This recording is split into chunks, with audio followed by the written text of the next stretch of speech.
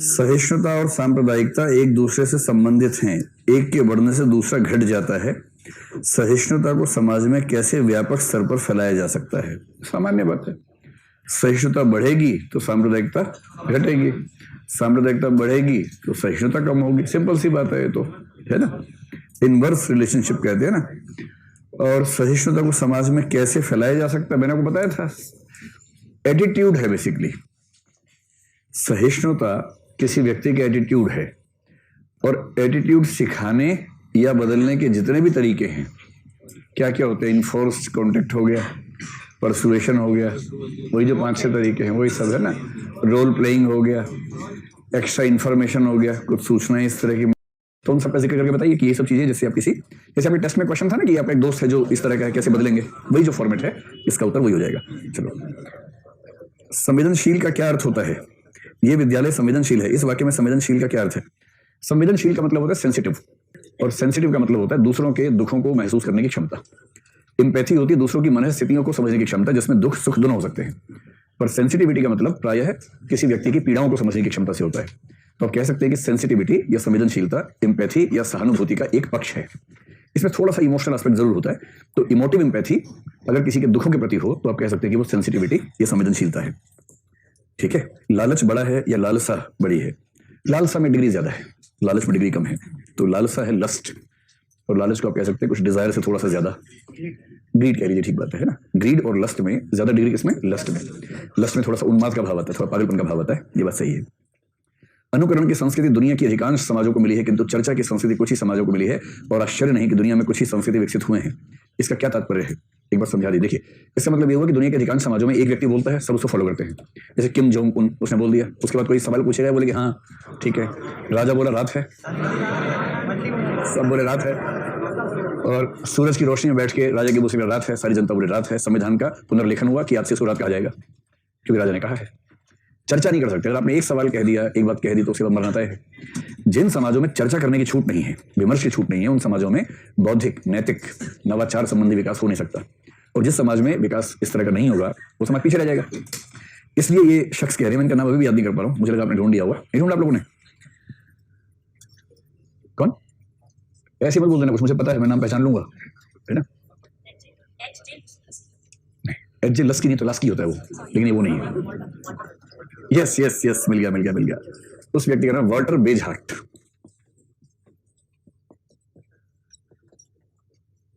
हाँ, ये नाम नोट कर लीजिए। ये इनका कथन है, वाल्टर बेजहार्ट का कथन है कि संसार के अधिकांश समाज अनुकरण की संस्कृति पर टिके हुए हैं, कुछ ही समाजों को चर्चा की संस्कृति का वरदान मिला है, और आश्चर्य नहीं कि कुछ ही समाज दुनिया में सफल हुए हैं। ठीक है। अब नाम उसके पड़ोस में लिख लो, वाल्टर बेजहार्ट। करुणा और दया को किसी एक उदाहरण से समझा दीजिए। क्या करुणा और दया एक साथ किसी एक व्यक्ति के प्रति आ सकती है? देखो, करुणा एक जनरल भाव है जो जब किसी व्यक्ति विशेष के बारे में आता है तो वो दया के रूप में सामने आता है। बेसिक बात इतनी सी है। कुछ व्यक्ति हैं जिनके अंदर करुणा है ही नहीं, उनको किसी खास सिचुएशन में भी दया महसूस नहीं होगी। जिसके मन में करुणा का भाव होगा, संभावना है कि किसी वंचित या पीड़ित व्यक्ति को देखेंगे तो उस समय उनके मन में तुरंत उसके प्रति जो भाव पैदा होगा वो दया का होगा। करुणा ही एक सेंस में दया बनकर आती है किसी स्पेसिफिक सिचुएशन में, और करुणा एक अमूर्त स्थिति है जो सामान्यतः आपके मन में बैठी हुई है, वैसे व्यक्त नहीं होती। एक एग्जाम्पल में दोनों कैसे बताऊं, मतलब एक सामान्य है, एक विशेष है। तो सामान्य भाव जो दुनिया के हर वंचित के प्रति आपके मन में रहता है वो करुणा है, और अचानक किसी एक व्यक्ति को देखा पीड़ित, उस समय अचानक जिस भाव का उद्रेक हुआ उसका नाम दया है। तो करुणा इन स्पेसिफिक कंडीशंस बिकम्स दया या पिटी, ऐसा कहना ठीक रहेगा। क्या किसी वस्तु या विचार के प्रति नकारात्मक या सकारात्मक भाव अभिवृत्ति व्यक्ति के मूल्य के अनुसार निर्धारित होती है? हाँ, ठीक बात। हमारे मूल्य हमारी अभिवृत्तियों को काफी हद तक निर्धारित करते हैं, हमने पढ़ा था उस समय। सामान्य तौर पर व्यक्ति द्वारा किए गए कृत्य ही अभिवृत्ति होती है। ठीक बात है। अभिवृत्तियां सामान्यतः हमारे एक्ट्स में व्यक्त होती हैं। मैंने कहा था ना कि नॉर्मल कंडीशंस में हम वही एक्ट करेंगे जो हमारी अभिवृत्तियों से सुसंगत होगा। यदि हमारा एक्ट अभिवृत्तियों से अलग है तो इसके पीछे या तो कारण होगा कि कुछ अभिवृत्ति कमजोर हो गई है, या परिस्थितियों का दबाव है, लालच है, भय है, कुछ ऐसा है। और रेयर केसेस में आदत हो सकती है कि एक आदत सी बन गई है कि आप एक काम खास तरीके से करते हैं, जबकि आपकी अभिवृत्ति वैसी है नहीं। सरल भाषा में कई लोग झूठ बोलते हैं आदतन, किसी फायदे के लिए नहीं, किसी डर से नहीं, आदत है झूठ बोलने की।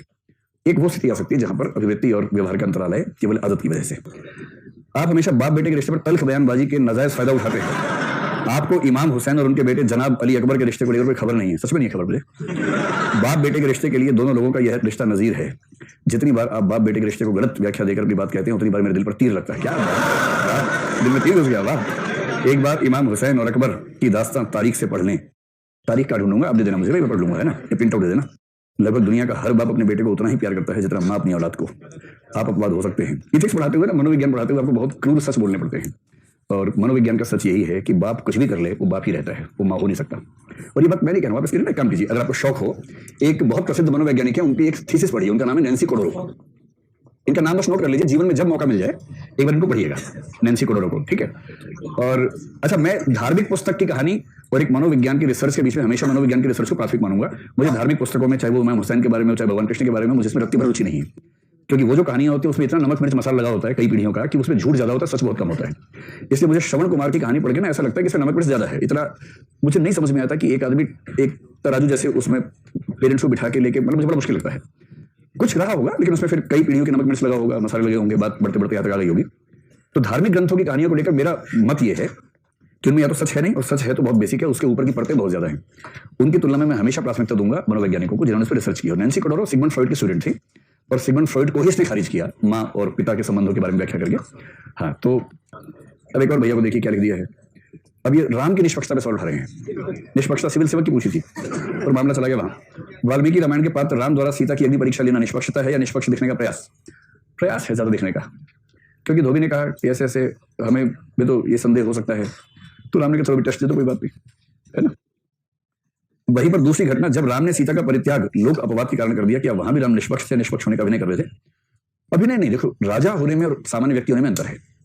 राजा की पर्सनल लाइफ उतनी पर्सनल नहीं होती है। राजा को, सिविल सेवक को अपनी पर्सनल लाइफ में, जो पर्सनल लाइफ किसी सेंस में पब्लिक लाइफ से जुड़ती है, इसे ध्यान रखिएगा। आप जो सेलिब्रिटी हैं या शासक है या प्रशासक हैं, आपको पर्सनल लाइफ का उतना स्कोप नहीं मिलेगा जितना स्कोप सामान्य व्यक्ति को मिलता है। इसलिए आपको अपनी पर्सनल लाइफ में कुछ ऐसी कसौटियां लेके चलना पड़ेगा जो कसौटियां बाकी समाज से अपेक्षित नहीं होंगी। इसलिए राम राजा होने के समय जब ऐसा कर रहे थे, अगर राम राजा न होते तो मेरे ख्याल से किसी के कहने पर सीता को ना भेजते। राजा थे और उनका कंसेप्ट जो था उस समय, उस कंसेप्ट के तहत राजा की जो जिम्मेदारियां थी उसमें उनको लगता था कि ऐसी स्थिति में मुझे अलग हो जाना चाहिए, तो उन्होंने ऐसा किया। मेरे ख्याल से अभिनय से ज्यादा नजीर पेश करने का मामला था। ये नजीर पेश करना कि एक राजा भी सामाजिक नैतिकता के नियम मानने को बाध्य है, ये नियम केवल समाज पर लागू नहीं होते, राजा पर भी लागू होते हैं। मेरे ख्याल से नजीर का मामला होगा।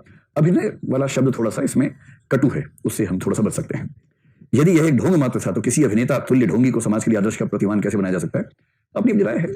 मेरा मानना यह है कि जिस तरह से आज हम राम पर सवाल खड़े कर सकते हैं, उस तरह से आज से 500 साल बाद हम पर भी उतने सवाल खड़े होंगे, क्योंकि हर व्यक्ति अपने समय की सामाजिकता से बंधा होता है।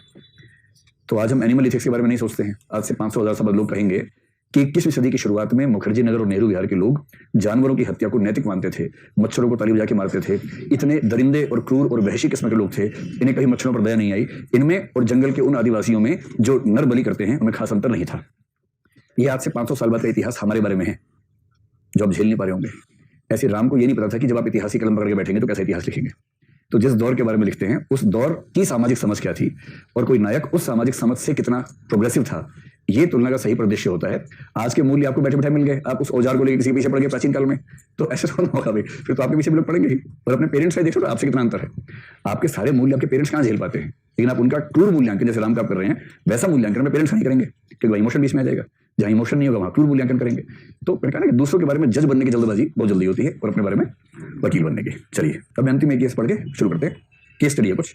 एक व्यक्ति कुछ दोस्तों के साथ चाय की दुकान पर चाय पीता है, वह सभी की तरफ चाय का भुगतान कर चुका है। अचानक उसका एक और दोस्त चाय पीने आता है, लेकिन इस बार वह भुगतान नहीं करता, लेकिन दोस्त के पूछे जाने पर कहता है भुगतान मैंने कर दिया। कुछ दिनों के अंतराल के बाद, सत्यनिष्ठा व ईमानदारी के मध्य अंतराल जाने के बाद, वह व्यक्ति इसी क्लास में बैठे बैठे उस चाय का भुगतान चाय वाले के पेटीएम अकाउंट में कर देता है।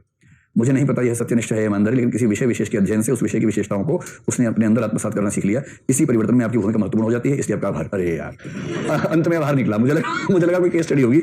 आप में से किसी बच्चे ने ऐसा किया होगा, चाय वाले का भुगतान पेटीएम से कर दिया होगा। वही वाक्य सुन के कि इंटीग्रिटी वो ईमानदारी है जो उस समय भी बनी रहती है जब ये पक्का पता होगी कोई देख नहीं रहा है। तो ऐसा होता है कि 4 लोग चाय पीने गए, 5वां आ गया, चाय वाला नहीं देख पाया, आपने 5 ने चाय पी ली, 4 का भुगतान की भाग लिया वहां से। ये तो होता ही है। लेकिन मजा तब है जब वो 4 के पैसे ले और आप कहे कि नहीं हम 5 थे, कहने भी आप 4 नहीं एक और था, आप देख नहीं पाए, चला गया है, 5 के पैसे काटो। इसमें जो सुख है ना, वो सुख अलग किस्म का है। चलिए, ये नैन्सी कोडोरो को पढ़िएगा, कभी डिस्कशन होगी तो मैं बताऊंगा इनका थीसिस क्या था। हम क्या पढ़ रहे थे लास्ट में? इम्पार्शियलिटी न्यूट्रलिटी हो गया था, है ना, मतलब वो लगभग हो गया था। मैं जब तक ये लिख रहा हूं तब तक 2 वाक्य बोल देता हूं आपके सामने। केवल समाजशास्त्र के लोग ये मानते हैं कि पिता जो होता है वो परिवार का एक गैर अनिवार्य व्यक्ति है, और मां जो है वो परिवार की अनिवार्य सदस्य है। और ऐसा क्यों कहते हैं, अगर इसको थोड़ा सा गौर करेंगे ह्यूमन स्पीशीज के अलावा लगभग किसी भी स्पीशीज में फैमिली में फादर नहीं होता है। वहां केवल बायोलॉजिकल फादर होता है, सोशल फादर नहीं होता है किसी भी स्पीशीज में। एक कबूतर का थोड़ा सा दिखता है कि जब कबूतरी प्रेग्नेंट होती है, कबूतर बड़ी हेल्प करता है उसकी, और दोनों का बड़ा अच्छा संवाद रहता है उस समय। बाकी जितनी स्पीशीज आसपास, घोड़ा हो, कुत्ता हो, गधा हो, कोई स्पीशीज देख लीजिए, बच्चे और उनकी माँ, बाप कभी नजर नहीं आएगा आपको। कभी देखा आपने कि कोई कुत्ता, उसकी पत्नी और बच्चे साथ साथ जा रहे हो, family outing, family time, family recreation time type का कुछ समझ में आ रहा हो? नजर नहीं आएगा। इसलिए कहते हैं कि पिता का परिवार का सदस्य होना प्राकृतिक नहीं, ऐतिहासिक बात है, और माता का परिवार का हिस्सा होना प्राकृतिक मसला है। क्योंकि माँ जब बच्चे को जन्म देती है तो उस समय उसकी बॉडी में हार्मोनल चेंजेस आते हैं, उन चेंजेस से इमोशंस भी पैदा होते हैं और पोषण के तत्व भी पैदा होते हैं उसकी बॉडी में। पिता के शरीर में ऐसा कोई अंतर नहीं आता है। इसलिए दुनिया भर के पिता बुरे नहीं है, वो नेचुरली उतने इंक्लाइंड और इमोशनल नहीं हो सकते, क्योंकि उनको ऐसा बनाया ही नहीं गया है। मैं जब पिता की बात करता हूँ तो मेरा भाव ये नहीं था कि पिता गंदे होते, मैं तो खुद एक पिता हूं भाई, मैं तो अपने ऊपर भी अप्लाई कर रहा हूँ इस बात को। कोई पिता चाह कर भी ठीक वैसा इमोशनल नहीं हो पाएगा जैसे उसकी माँ होती है, और यदि है तो जो सोशलाइजेशन वाला पार्ट है वो इतना हावी उसके ऊपर हो गया कि उसके नेचुरल इंस्टिंक्ट्स उसकी तुलना में कमजोर हो गई हैं, ऐसा मसला होगा। पर मैं भी एक ऐसे घर में पैदा हुआ हूं जहां पिता ने बहुत ध्यान दिया बच्चों पर, बहुत केयर की है, मैं भी उसी परिवार से निकला हूं। इसके बावजूद इसकी व्याख्या मैं यही करूंगा कि मूल्यों का समाजीकरण का असर बहुत ज्यादा होने से पुरुष अपने इंस्टिंक्ट्स को काफी हद तक कंट्रोल करके परिवार का हिस्सा बन जाता है। माँ को परिवार का हिस्सा बनना नहीं पड़ता, माँ से परिवार होता है और पिता परिवार में होता है, और ये अंतर ह्यूमन बीइंग के अलावा स्पीशीज में। और जिस परिवार में आर्थिक संकट गहरा हो वहां ह्यूमन स्पीशीज में भी ऐसा दिखेगा आपको। झुग्गी झोंपड़ियों में गरीब पाएंगे कि परिवार में पिता की उपस्थिति प्रायः एक रूप में होती है। शाम को शराब पी के आएगा, सबको मारेगा, फिर सब उसको मारेंगे, माँ और बच्चे एक हो जाएंगे, ये आपको ये दृश्य खुद दिखेगा आपको। इसलिए समाजशास्त्र जो लोग लिखते हैं, पढ़ते हैं, वो धार्मिक कथाएं नहीं लिख रहे हैं, और धार्मिक कथाओं से साबित मत कीजिए कुछ भी। साबित करना हो तो रिसर्च लाइए, ठोस प्रमाण लाइए, है ना। इससे लगता है कि आपने अध्ययन ठीक से किया। चलो, न्यूट्रलिटी इम्पार्शियलिटी का कोई खास अंतर नहीं है। न्यूट्रलिटी एक सामान्य स्थिति है, और इम्पार्शियलिटी जब उसको विशेष स्थिति में हम ले आते हैं उसको बोलते हैं इम्पार्शियलिटी। मैंने कहा था कि इसका संबंध एक खास मूल्य से है, एक खास कंसेप्ट से। उस कंसेप्ट का नाम क्या हमने डिस्कस किया था? नेचुरल जस्टिस की बात हुई थी, उससे कुछ पॉइंट्स लिखे थे। हाँ, तो वो शुरू करते हैं। ये हमारे सुप्रीम कोर्ट ने वैसे खूब व्याख्या की है। प्राकृतिक न्याय जो चीज है ये दुनिया भर के अच्छे जुडिशियल सिस्टम्स में मानी जाती है, और ऐसा माना जाता है कि अगर आप इम्पार्शियल होना चाहें तो भी, न्यूट्रल होना चाहें तो भी, आपको नेचुरल जस्टिस के सिद्धांतों का समर्थन करना चाहिए। और नेचुरल जस्टिस के सिद्धांत क्या क्या है हमारे संविधान में, अगर इसकी व्याख्या करेंगे तो आर्टिकल 14 के बेस पर सुप्रीम कोर्ट ने इन सिद्धांतों को मान्यता दी है कि हम इससे उल्लंघन नहीं कर सकते हैं। ठीक है, अनुच्छेद 14 में लिखा नहीं हुआ है, लेकिन अनुच्छेद 14 की व्याख्याओं में यह बात आई है कि नेचुरल जस्टिस के सिद्धांत भी संविधान के मूल ढांचे का हिस्सा है, उनसे हम किसी को छीन नहीं सकते हैं। आपने एक केस सुना होगा, आर्टिकल 21 के बेस पे केस हुआ था, मेनका गांधी मामला कहते हैं उसको, है ना। मेनका गांधी मामला बहुत महत्वपूर्ण मामला था, और मेनका गांधी मामले में कुछ चीजें स्पष्ट हुई थी, जैसे जो स्वतंत्रता का अधिकार है, पर्सनल फ्रीडम का अधिकार है, उसकी लिमिट्स क्या क्या है, कहाँ तक है, वो नेगेटिव है या पॉजिटिव है, वो सब चीजें वहां पर स्पष्ट हुई थी। लेकिन उस केस में एक बहुत रोचक बात यह भी आई थी कि उसी केस में सुप्रीम कोर्ट ने कहा था कि पासपोर्ट एक्ट के तहत मेनका गांधी का जो पासपोर्ट छीना गया है, किंतु उनको सुनवाई का मौका नहीं दिया है, ये इलीगल है। उसके बाद पासपोर्ट ऑफिसर ने उनको सुनवाई का मौका दिया, सुनवाई का मौका देने के बाद वही फैसला फिर से कर दिया जो पहले किया था। और तब सुप्रीम कोर्ट ने कहा क्योंकि सुनवाई का अधिकार दे दिया है, उसके बाद जो फैसला किया है पासपोर्ट अधिकारी की अपनी जुरिसडिक्शन का मामला है, अब हम कुछ नहीं बोलेंगे। इन सुनवाई का मौका नहीं दिया, ये नेचुरल जस्टिस के खिलाफ है, वो देना होगा। और वहीं से मेनका गांधी के मामले से कहते हैं कि ये कंसेप्ट डेवलप हो गया कि नेचुरल जस्टिस जरूरी है। तो किसी भी मामले में जिसमें आप जज बन रहे हो, जिन बातों का ध्यान रखना है उसको बोलते हैं नेचुरल जस्टिस। उसके क्या क्या मूल्य हैं? पहली बात है कि दोनों पक्षों को सुनवाई का पर्याप्त अवसर मिलना चाहिए। दोनों पक्षों को सुनवाई का या अपने रिप्रेजेंटेशन का पर्याप्त अवसर मिलना चाहिए। पर्याप्त शब्द पे गौर करना है, ये नहीं कि एक से सुन लिया 1 घंटा, दूसरे बोले 10 सेकंड है, बोल जल्दी से, ये मत कहना कि मौका नहीं मिला था, बोल 10 सेकंड में। उससे बोलने शुरू, जी मेरा नाम क ख ग है, मैं इस गांव से आता हूं, हो गया, चलो सुनवाई का अवसर हो गया। इसलिए सुनवाई का पर्याप्त अवसर, वो अपनी बात ठीक से कह सके, उसके बाद जजमेंट हो, ये चीज है।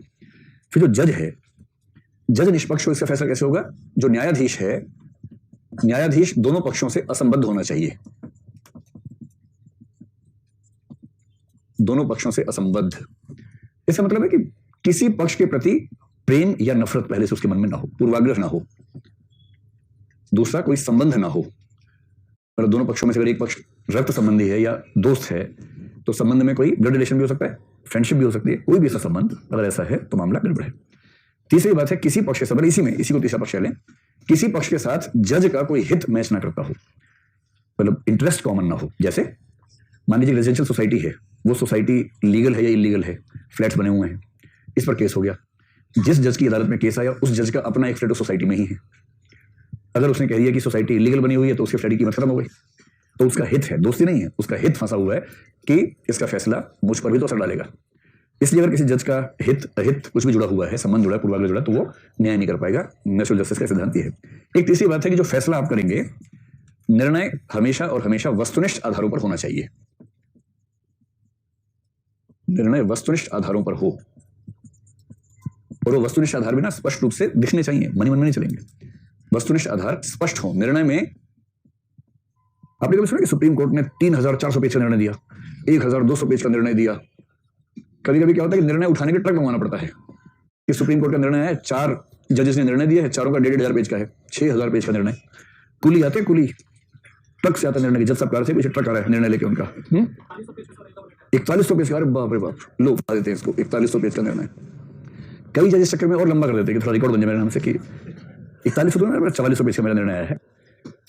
उनके पेज भी लंबे वाले होते हैं, लीगल पेज, लेकिन उसमें टाइपिंग बड़े मोटे फॉन्ट में होती है, गैप बहुत ज्यादा होता है, क्योंकि वो जजेस की उम्र जो होती है ना, उससे छोटा दिखता भी नहीं, फिर इससे बड़ा रखते हैं, गैप ज्यादा रखते हैं। 4100 पेज के निर्णय में क्या होता है? इस निर्णय में जो अंतिम आदेश होता है, जिसको सिविल मामले में डिक्री कहते हैं, डिग्री नहीं डिक्री है ना, सिविल मामले में अंतिम आदेश जो है उसको डिक्री कहते हैं। और कभी कभी ऑर्डर शब्द भी आ जाता है, तो डिक्री हो या ऑर्डर हो, आमतौर पर यह होता है मुश्किल से आधे पेज का या 1 पेज का बस।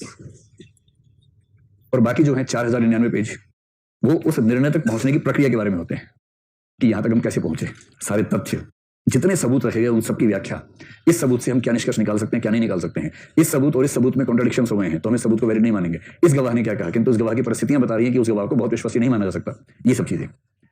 और जब उसकी रिव्यू पिटीशन लगती है, अपील होती है, तो अपील आमतौर पर केवल इसके बारे में नहीं होती है, अपील होती है उसके पीछे के बेसिस पर। और इसे नेचुरल जस्टिस का सिद्धांत है कि किसी भी निर्णय में निर्णय के आधार स्पष्ट रूप से आने चाहिए ताकि हम उसको इवेल्युएट कर सकें और रिव्यू कर सकें। अंतिम बात, कुछ लोग मानते हैं कि नेचुरल जस्टिस में सिद्धांत होना चाहिए, कुछ कहते हैं कि नहीं होना चाहिए। वो ये है, न्याय होना ही नहीं चाहिए, न्याय होता हुआ दिखना भी चाहिए। न्याय होना भी चाहिए और होता हुआ दिखना भी चाहिए।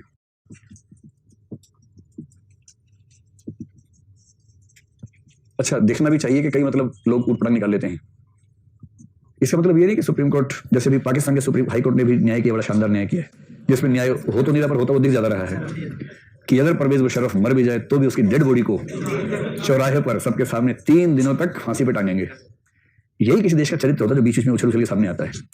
एक मरे आदमी को 72 घंटे तक फांसी पे टांगेंगे, वो भी सरेआम चौराहे पर। हमारे देश में कसाब की फांसी हुई तो चुपचाप हुई, किसी को पता नहीं चला, एक भी व्यक्ति देख नहीं पाया पब्लिक में से, केवल वो जो 3-4 लोग होते हैं जरूरी, उनके अलावा। तो ये फांसी देनी है न्याय के लिए, शौक के लिए नहीं। और हम कबीलाई समाज से बाहर निकल गए हैं, इसी का प्रमाण है कि हमें फांसी देखने का शौक नहीं है, दिखाने का शौक नहीं है। तो कभी कभी क्या होता है कि न्याय दिखना चाहिए केंद्र में आ जाता है। यहाँ इसका मतलब ये नहीं है, यहाँ इसका मतलब ये कि जैसे मान लीजिए पीड़ित पक्ष है, तो जैसे अभी हुआ ना कि शबरीमाला, तो चलो अभी उसमें तो न्याय हो ही नहीं रहा है, दिखेगा तो क्या, लेकिन जैसे अभी ये कौन था सिंगर, क्या नाम था इसका, जो अभी कुलदीप सेंगर। अब इस मामले में क्या हुआ, ये मामला ऐसा है कि एक लड़की की कमजोर स्थिति का मामला है जिससे देश नाराज है। और ऐसे मामलों से क्या होता है कि देश का कॉन्फिडेंस कम हो जाता है, विशेष रूप से परिवारों का, महिलाओं का कॉन्फिडेंस कम होता है। अब उस कॉन्फिडेंस को रीइंस्टेट करने के लिए जरूरी है कि आप इस मामले को न केवल जल्दी निपटाएं बल्कि पनिशमेंट होती हुई नजर आ जाए। इस चक्कर में पनिशमेंट ज्यादा कर दें, ये नहीं, वो तो निष्पक्षता के खिलाफ हो जाएगा। होता हुआ दिखने का मतलब है कि न्याय की प्रक्रिया तेज हो, ईमानदार हो, वंचित पक्ष के खिलाफ ना हो। इस सेंस में कह रहे हैं कि न्याय होना भी चाहिए, होता हुआ दिखना भी चाहिए। और इसका मतलब सिर्फ इतना है, मैं ये नहीं कह रहा कि न्याय करने के नाम पर आप कुछ ज्यादा कर देंगे, पनिशमेंट ज्यादा बढ़ा देंगे, उसकी बात नहीं कर रहे हैं। पनिशमेंट एग्जैक्टली उतनी होनी चाहिए जितनी होनी चाहिए। दिखाने के लिए पनिशमेंट को बढ़ाना ये दूसरा क्राइम है अपने आप में, ये नहीं करना है। लेकिन अपराध हुआ है तो कम से कम पीड़ित को यह संतोष मिले कि अपराध की कार्रवाई जल्दी होगी, दंड जल्दी मिलेगा, ये संतोष मिलना चाहिए। और ये संतोष पूरे समाज को मिलता है, केवल उस पीड़ित व्यक्ति को नहीं मिलता है। किसने पूछा हैदराबाद में क्या हुआ बताओ, सही हो गया? अरे भाई, उस दिन भी कहा था कि अगर आप सिविल सेवा की तैयारी कर रहे हैं तो इस तरह के एनकाउंटर को कभी भी अच्छा नहीं मान सकते हैं। और अंदर का कबीलापन जो बचा हुआ है उसके सर पर आप इसको अच्छा मान सकते हैं। तो यदि आप उसको अच्छा मानते हैं तो आपका कबीलापन आपकी चेतना पर हावी है। सिंपल सी बात है ना जी।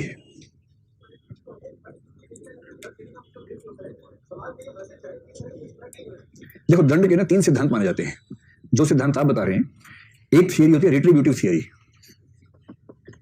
इसको नोट कर लो, कहीं काम आ जाएगा। रिट्रीब्यूटिव थियरी का मतलब होता है कि जैसे वो तैसा, प्रतिकारात्मक सिद्धांत, प्रतिकार का सिद्धांत या प्रतिकारात्मक सिद्धांत। इसका प्रतिनिधि वाक्य है आंख के बदले आंख, दांत के बदले दांत, an eye for an eye, a tooth for a tooth. ये कथन कहां से लिया? बाइबल से लिया, ओल्ड टेस्टामेंट से लिया गया है और यहूदी सिद्धांत से फॉलो करता है। दूसरी जो थियरी है उसको बोलते हैं प्रिवेंटिव थियरी, निवर्तन का सिद्धांत या निवर्तनात्मक सिद्धांत या निवारक सिद्धांत। तो पहला सिद्धांत कह रहा है दंड इसलिए दो कि किसने कुछ गलत किया है, उतना ही दंड दो जितना गलत किया है। दूसरा है निवर्तन का सिद्धांत, दंड इसलिए दो कि भविष्य में अपराध ना हो। इसमें डिमॉन्स्ट्रेटिव इफेक्ट की वैल्यू है कि ऐसा दंड दो कि बाकी लोग गलत करने से पहले 4 बार सोचें, ये इसका पर्पस है। और तीसरी थियरी है रिफॉर्मेटिव, जो महात्मा गांधी जैसे लोग मानते हैं, सुधार का सिद्धांत। दंड इसलिए नहीं देना है कि किसी से बदला लेना है, ना इसलिए देना है कि दूसरों को सबक सिखाना है, इसलिए देना है कि जो व्यक्ति गलती से गलत रास्ते पर चला गया उसको सही रास्ते पर लाना है, उसको सुधारना है। और जो सिद्धांत आप बता रहे हैं वो सिद्धांत हमारे घरों में खूब अप्लाई होता है। जैसे माता पिता 2-3 बच्चे हैं, एक से बढ़कर एक छठे हुए शरारत करते, रात दिन माँ का माथा गर्म, बाप का माथा गर्म हो गया, फिर वो एक सिचुएशन ढूंढ के एक बच्चे को बुला लेते हैं अपने पास सैंपल के तौर पर, और बाकी बच्चों के सामने उससे सुताई ठीक से कर देते हैं। बस इतना ध्यान रखते हैं कि महीने में इक्वल डिस्ट्रीब्यूशन रहे इस तरह की सुताई का। आज कौन पीटेगा ये केवल संयोग का मामला है, लेकिन जो भी पीटेगा, अगर एक झापड़ के लायक काम किया तो उसको 6 झापड़ पड़ेंगे आज, 5 बाकी दोनों के लिए हैं। वो संकेत है। जैसे माँ बाप 3 घंटे के लिए बाहर जा रहे हैं, घर में 3 बच्चों को छोड़ के जा रहे हैं, तुमको पता है युद्ध का मैदान बन जाएगा, जाने से पहले माहौल बनाने के लिए एक आध बच्चे को बुला के ठीक से पीट देते हैं, और बच्चे 3 घंटे तक नॉर्मल नहीं हो पाए तब तो वापस आ जाते हैं पेरेंट्स। तो इस बीच में रामराज्य बना रहता है घर के अंदर। ये जो सिद्धांत है इसको बोलते हैं निवारक सिद्धांत। और इस पर महात्मा गांधी का ऑब्जेक्शन पता क्या है, या कांट का ऑब्जेक्शन क्या है? इन दोनों का मानना यह है कि यह सिद्धांत इसलिए गलत है क्योंकि इसमें आप एक व्यक्ति को साधन की तरह इस्तेमाल करते हैं ताकि बाकी व्यक्ति सुधर सके। जो सुधरेंगे वो साध्य हैं, जिसको पीट के सुधारोगे वो साधन है। और कोई भी ऐसा सिद्धांत जो किसी मनुष्य को ही साधन बना देगा, उस सिद्धांत को एथिक्स की दुनिया में ऐसा सिद्धांत नहीं माना जाता है।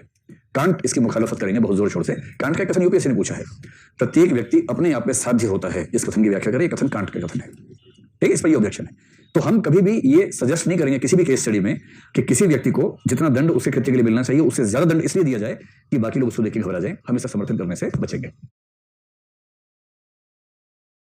चलो, अब अगला सिद्धांत हम समझेंगे कि न्यूट्रलिटी और ऑब्जेक्टिविटी में संबंध क्या है।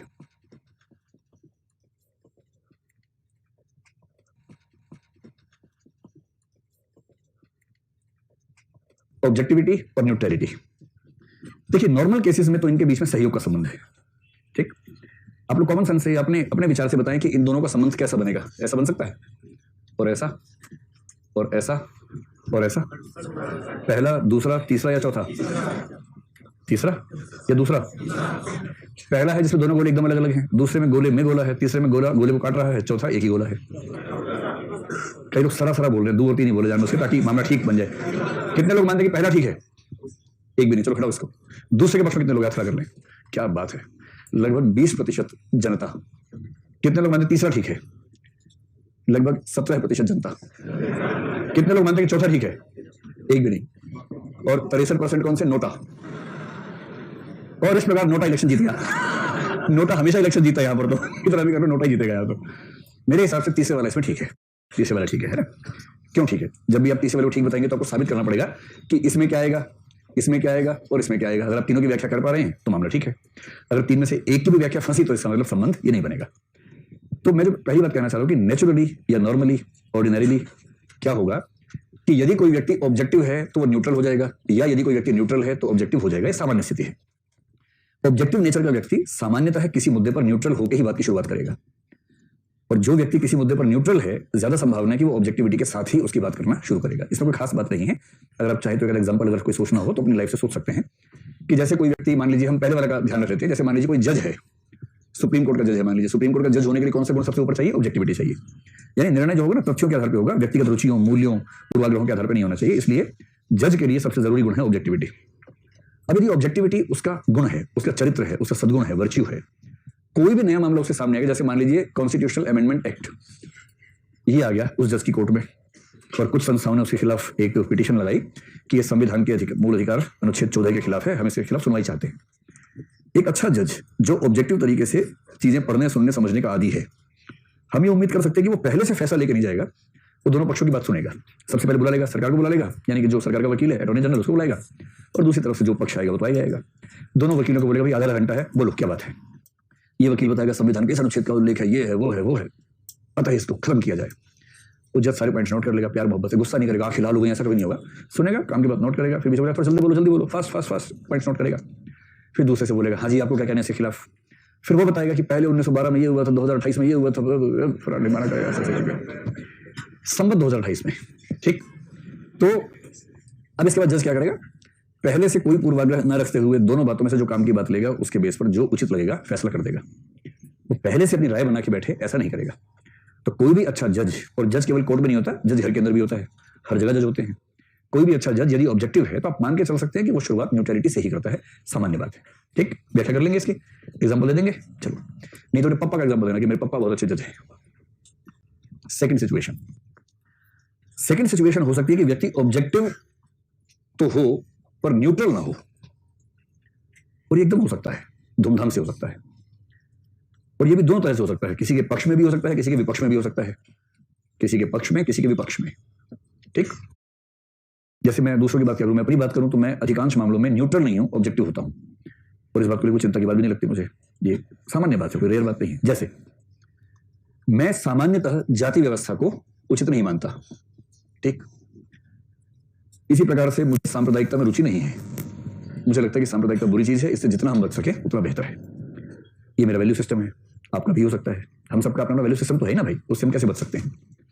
फिर जहां पक्ष की बात आएगी तो मैं व्यक्तिगत तौर पर सामाजिक न्याय जैसे मुद्दों का समर्थक हूं, और सामाजिक न्याय का ही एक पक्ष होता है आरक्षण। तो आरक्षण के इंप्लीमेंटेशन की कुछ कमियों को मानते हुए कि कुछ कमियां हैं, लेकिन आरक्षण का मूल तर्क मुझे लगता है कि उचित है। किसी भी समाज में समावेशी विकास के लिए हमें ऐसी पॉलिसीज लानी ही चाहिए, वो चाहे महिलाओं की बात हो, चाहे गरीबों की बात हो, चाहे SC ST की बात हो, ट्राइबल्स की बात हो। जहां जहां पिछड़ापन सामाजिक कारणों से है, इंडिविजुअल रीजन से नहीं है, वहां वहां अपलिफ्टमेंट के लिए कुछ मैकेनिज्म राज्य की ओर से होना चाहिए। इस बेसिक आर्गुमेंट का समर्थन मैं करता हूं। ऐसे ही और भी बहुत सारे मुद्दे होंगे जिनके पक्ष विपक्ष में आप हो सकते हैं। अब मान लीजिए कि किसी दिन क्लास में डिस्कशन चल रही है, अच्छा पक्ष की बात करें तो मैं धर्मनिरपेक्षता का समर्थक हूं। मुझे उम्मीद है कि भारतीय संविधान में शब्द लिखा ही रहेगा कुछ साल तक अभी, तो मुझे भरोसा है इस बात का। और जाति व्यवस्था, सांप्रदायिकता, रंग भेद, मुझे इन चीजों से आपत्ति है, लिंग भेद से भी आपत्ति है। ठीक है, और मैं मान के चलूं कि जिन चीजों से मैं आपत्ति बता रहा हूं आपको भी प्राय आपत्ति होगी इन चीजों से। ऐसा थोड़ा कि मेरी पर्सनल आपत्ति है, कोई भी ठीक सोचने वाला व्यक्ति आपत्ति रखेगा इन चीजों से। अब मान लीजिए कोई मुझसे बात करे और बात इनमें से किसी मुद्दे पर करे, जाति व्यवस्था, सांप्रदायिकता, रंग भेद, लिंग भेद, मुझे उस डिबेट में न्यूट्रल होकर जाना चाहिए या मुझे उस पक्ष को ठीक से रखना चाहिए जो पक्ष में बहुत समय से मानता आ रहा हूं? मैं तो उसके पक्ष में रखूंगा ही। हाँ, कर सकता है परिस्थितियों पर। सामने वाला कौन है, तोप लेके तो नहीं आ गया कहीं गोली मार देगा तो चुप रहेंगे थोड़ी देर के लिए, जैसे चला जाएगा फिर बोल लेंगे, उसमें क्या दिक्कत है। प्रधानमंत्री मोदी जी के हैं, मनमोहन सिंह है, देखना ही पड़ेगा। मनमोहन सिंह है तो कुछ ही बोल लीजिए, मोदी जी तो संभल के बोलिए। तो इसको ध्यान रखना चाहिए, सबको रखना चाहिए, लेकिन आपके विचार तो वही रहेंगे ना जो विचार आप रखना चाहते हैं। तो कोई जाति व्यवस्था के मुद्दे पर डिबेट करे तो ऐसा हो सकता है कि व्यक्ति न्यूट्रल ना हो, क्योंकि वो उसके विपक्ष में पहले से है, उस डिबेट से पहले लंबे समय में उसके विचार ऐसे बने हैं। पर जाति व्यवस्था के खिलाफ बोलते हुए क्या जरूरी है कि मैं ऑब्जेक्टिव ना होकर ही बोलूं, या मैं ऑब्जेक्टिविटी रख सकता हूं समय भी? ऑब्जेक्टिविटी का मतलब है कि जाति व्यवस्था के खिलाफ बोलते हुए अपनी बात तथ्यों से, तर्कों से, ऑब्जर्वेशन से, दुनिया भर के समाजों के तुलनात्मक अध्ययन से रखना, न कि केवल पौराणिक कहानियों के माध्यम से, न कि केवल इमोशंस के रूप में रखना। तो मैं किसी मुद्दे के पक्ष या विपक्ष में पहले से होते हुए ऑब्जेक्टिव मेथोडोलॉजी से अपनी बात रख सकता हूं। और यदि रख सकता हूं तो इसका मतलब यह हुआ कि कुछ सिचुएशंस में मैं न्यूट्रल हुए बिना ऑब्जेक्टिव हो सकता हूं। गोल गोल लग रहा है ऐसा या समझ में आ रहा है आप लोगों को? आ रहा है समझ में? इसका मतलब न्यूट्रल होना ऑब्जेक्टिव होने के लिए जरूरी नहीं है। आप न्यूट्रल न होते हुए भी ऑब्जेक्टिव हो सकते हैं, और पक्ष विपक्ष किसी में भी हो सकते हैं। जैसे धर्मनिरपेक्षता का विचार हो, उसका समर्थन करने के लिए जरूरी थोड़ा ना कि आप जिहादी हो जाएंगे उसके पक्ष में। आप उसके पक्ष में तर्क देके, तथ्य देके, प्रमाण देके बात रख सकते हैं। और यदि आपके सारे आर्गुमेंट्स प्रमाणों पर आधारित है, दुनिया भर की स्टडीज पे आधारित है, चिंतकों के रेफरेंसेस पे आधारित हैं, तो आप अपनी रुचि नहीं बता रहे, अपनी राय नहीं बता रहे, आपने बहुत ऑब्जेक्टिव तरीके से अध्ययन करके उस राय का निर्माण किया है। ये मसला हुआ। तो दो निष्कर्ष आए हमारे सामने। पहला निष्कर्ष ये आया कि ऑब्जेक्टिविटी और न्यूट्रलिटी सामान्यतः साथ साथ रहती हैं, इसमें कोई आश्चर्य की बात तो है ही नहीं। दूसरा ये आया कि ऐसा हो सकता है कि हम ऑब्जेक्टिव हों पर न्यूट्रल ना हो। जैसे CAB का मामला है या CAA हो गया तो CAA के पक्ष में आप हो सकते हैं, विपक्ष में हो सकते हैं। पक्ष में होने के लिए आप केवल इमोशनल भी हो सकते हैं। अमेरिका में जो व्यक्ति वहां पैदा नहीं होता वहां राष्ट्रपति नहीं बन सकता, वहां भी तो समस्या है। हमारे तो बन सकता है, सोनिया गांधी PM बन सकती है हमारे यहाँ, तो जैसे नागरिकता बाद में हासिल की है वो PM बन सकता है हमारे यहाँ, उनका नहीं बन सकता। अगर आप इस तरह के बेसिस पर बात करें तब समर्थन करें तो आपका समर्थन भी ऑब्जेक्टिव होगा। तो अगर जिहादीपन से समर्थन करेंगे तो भी और जिहादीपन से विरोध करेंगे तो भी हम ना न्यूट्रल हैं ना ऑब्जेक्टिव हैं। अगर तर्कों और तथ्यों से समर्थन करेंगे तो भी, तर्कों तथ्यों से विरोध करेंगे तो भी हम न्यूट्रल नहीं है किंतु ऑब्जेक्टिव हैं। दही बन गया कि समझ में आ गया है? रायता तो नहीं फैल गया? समझ में आ रहा है? चलो ठीक है। अब तीसरी सिचुएशन पर गौर करते हैं। ठीक, सिचुएशन नंबर 3 में आपको यह बताना है क्या ऐसा हो सकता है कि व्यक्ति न्यूट्रल तो हो किंतु ऑब्जेक्टिव ना हो। अगर ये सिचुएशन बन गई तो ये चित्र सही हो जाएगा, क्योंकि इस चित्र के सही होने की शर्त है, क्योंकि 2 तो आप कर चुके हैं, तीसरा भी ठीक होना चाहिए। तो ऐसी सिचुएशन में व्यक्ति न्यूट्रल तो है किंतु ऑब्जेक्टिव नहीं है। इसमें केवल एक खास तरह की सिचुएशन आ सकती है जहां ह्यूरिस्टिक प्रोसेसिंग से हमारा काम चलता है, वहां की बात करते हैं। जैसे दुनिया के किसी देश में होने वाला कोई मुद्दा जिससे मेरा निकट का संबंध है ही नहीं, मेरा कोई मतलब नहीं है, किसी ने बताया कि वहां ऐसे ऐसे होता है, एक कबीला ये है, एक कबीला ये है, इनमें झगड़ा होता रहता है, मेरे हित मेरे मूल्य किसी से जुड़े हुए हैं नहीं, तो सीधी सी बात है कि मैं कहूंगा अरे ठीक है यार, होता तो होता होगा, तो मैं कहूंगा कि मैं तो इस मामले में न्यूट्रल हूं, मुझे क्या फर्क पड़ता है, मैनू की तो मर रहे मुझे क्या फर्क पड़ता है, मैं न्यूट्रल हूं, क्योंकि वो चीज मुझसे संबंधित नहीं है।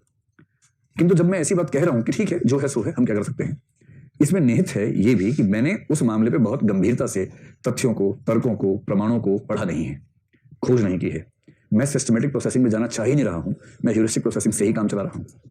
तो ऐसे रेयर एग्जांपल्स जो होते हैं जिसमें क्योंकि मेरा बहुत मतलब नहीं है इसलिए मैं न्यूट्रल हूं, और क्योंकि मतलब नहीं है इसलिए मैंने उसके लिए बहुत अध्ययन करने का प्रयास ही नहीं किया, और इसलिए ऑब्जेक्टिविटी जैसा मामला नहीं है, किसी ने मुझे बताया कि ऐसे ऐसे मामला है, आप क्यों उलझेंगे इसमें, और मैंने मान लिया ठीक है मैं क्यों उलझूंगा इसमें, तो मैं ऑब्जेक्टिव नहीं हूं, मैंने सब्जेक्टिवली बात को मान लिया, और न्यूट्रल इसलिए हूं कि मैंने अभी तक इस बारे में कुछ ध्यान दिया नहीं है।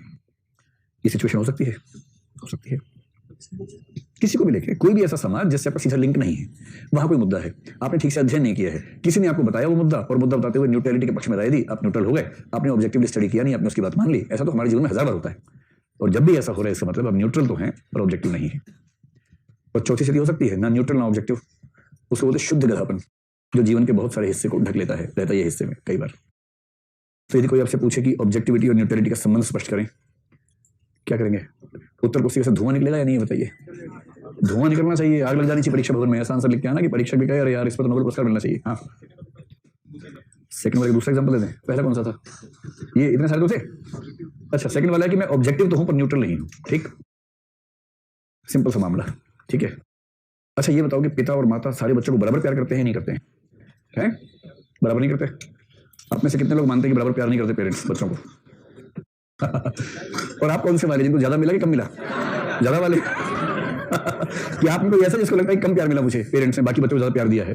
1 2 3 4 5 6 7, ये वंचित वर्गों में एक नई कैटेगरी है, इनमें माता पिता का प्यार थोड़ा कम मात्रा मिला। चलिए, जैसे सिंपल सा है कि माता पिता सब बच्चों को बराबर प्यार नहीं करते, तथ्य है, एकदम तथ्य है। और माता पिता क्या, दुनिया में कोई भी व्यक्ति कैसे सबको बराबर प्यार कर सकता है, नहीं कर सकता है, असंभव है। हाँ, वो सबको बराबर प्यार करते हुए देख सकता है, एक्टिंग कर सकता है, लेकिन दिल तो दिल है ना, दिल नियमों से काम नहीं करता है, दिल तो दिल है, नियम तो बाद में बनते हैं, ठीक है।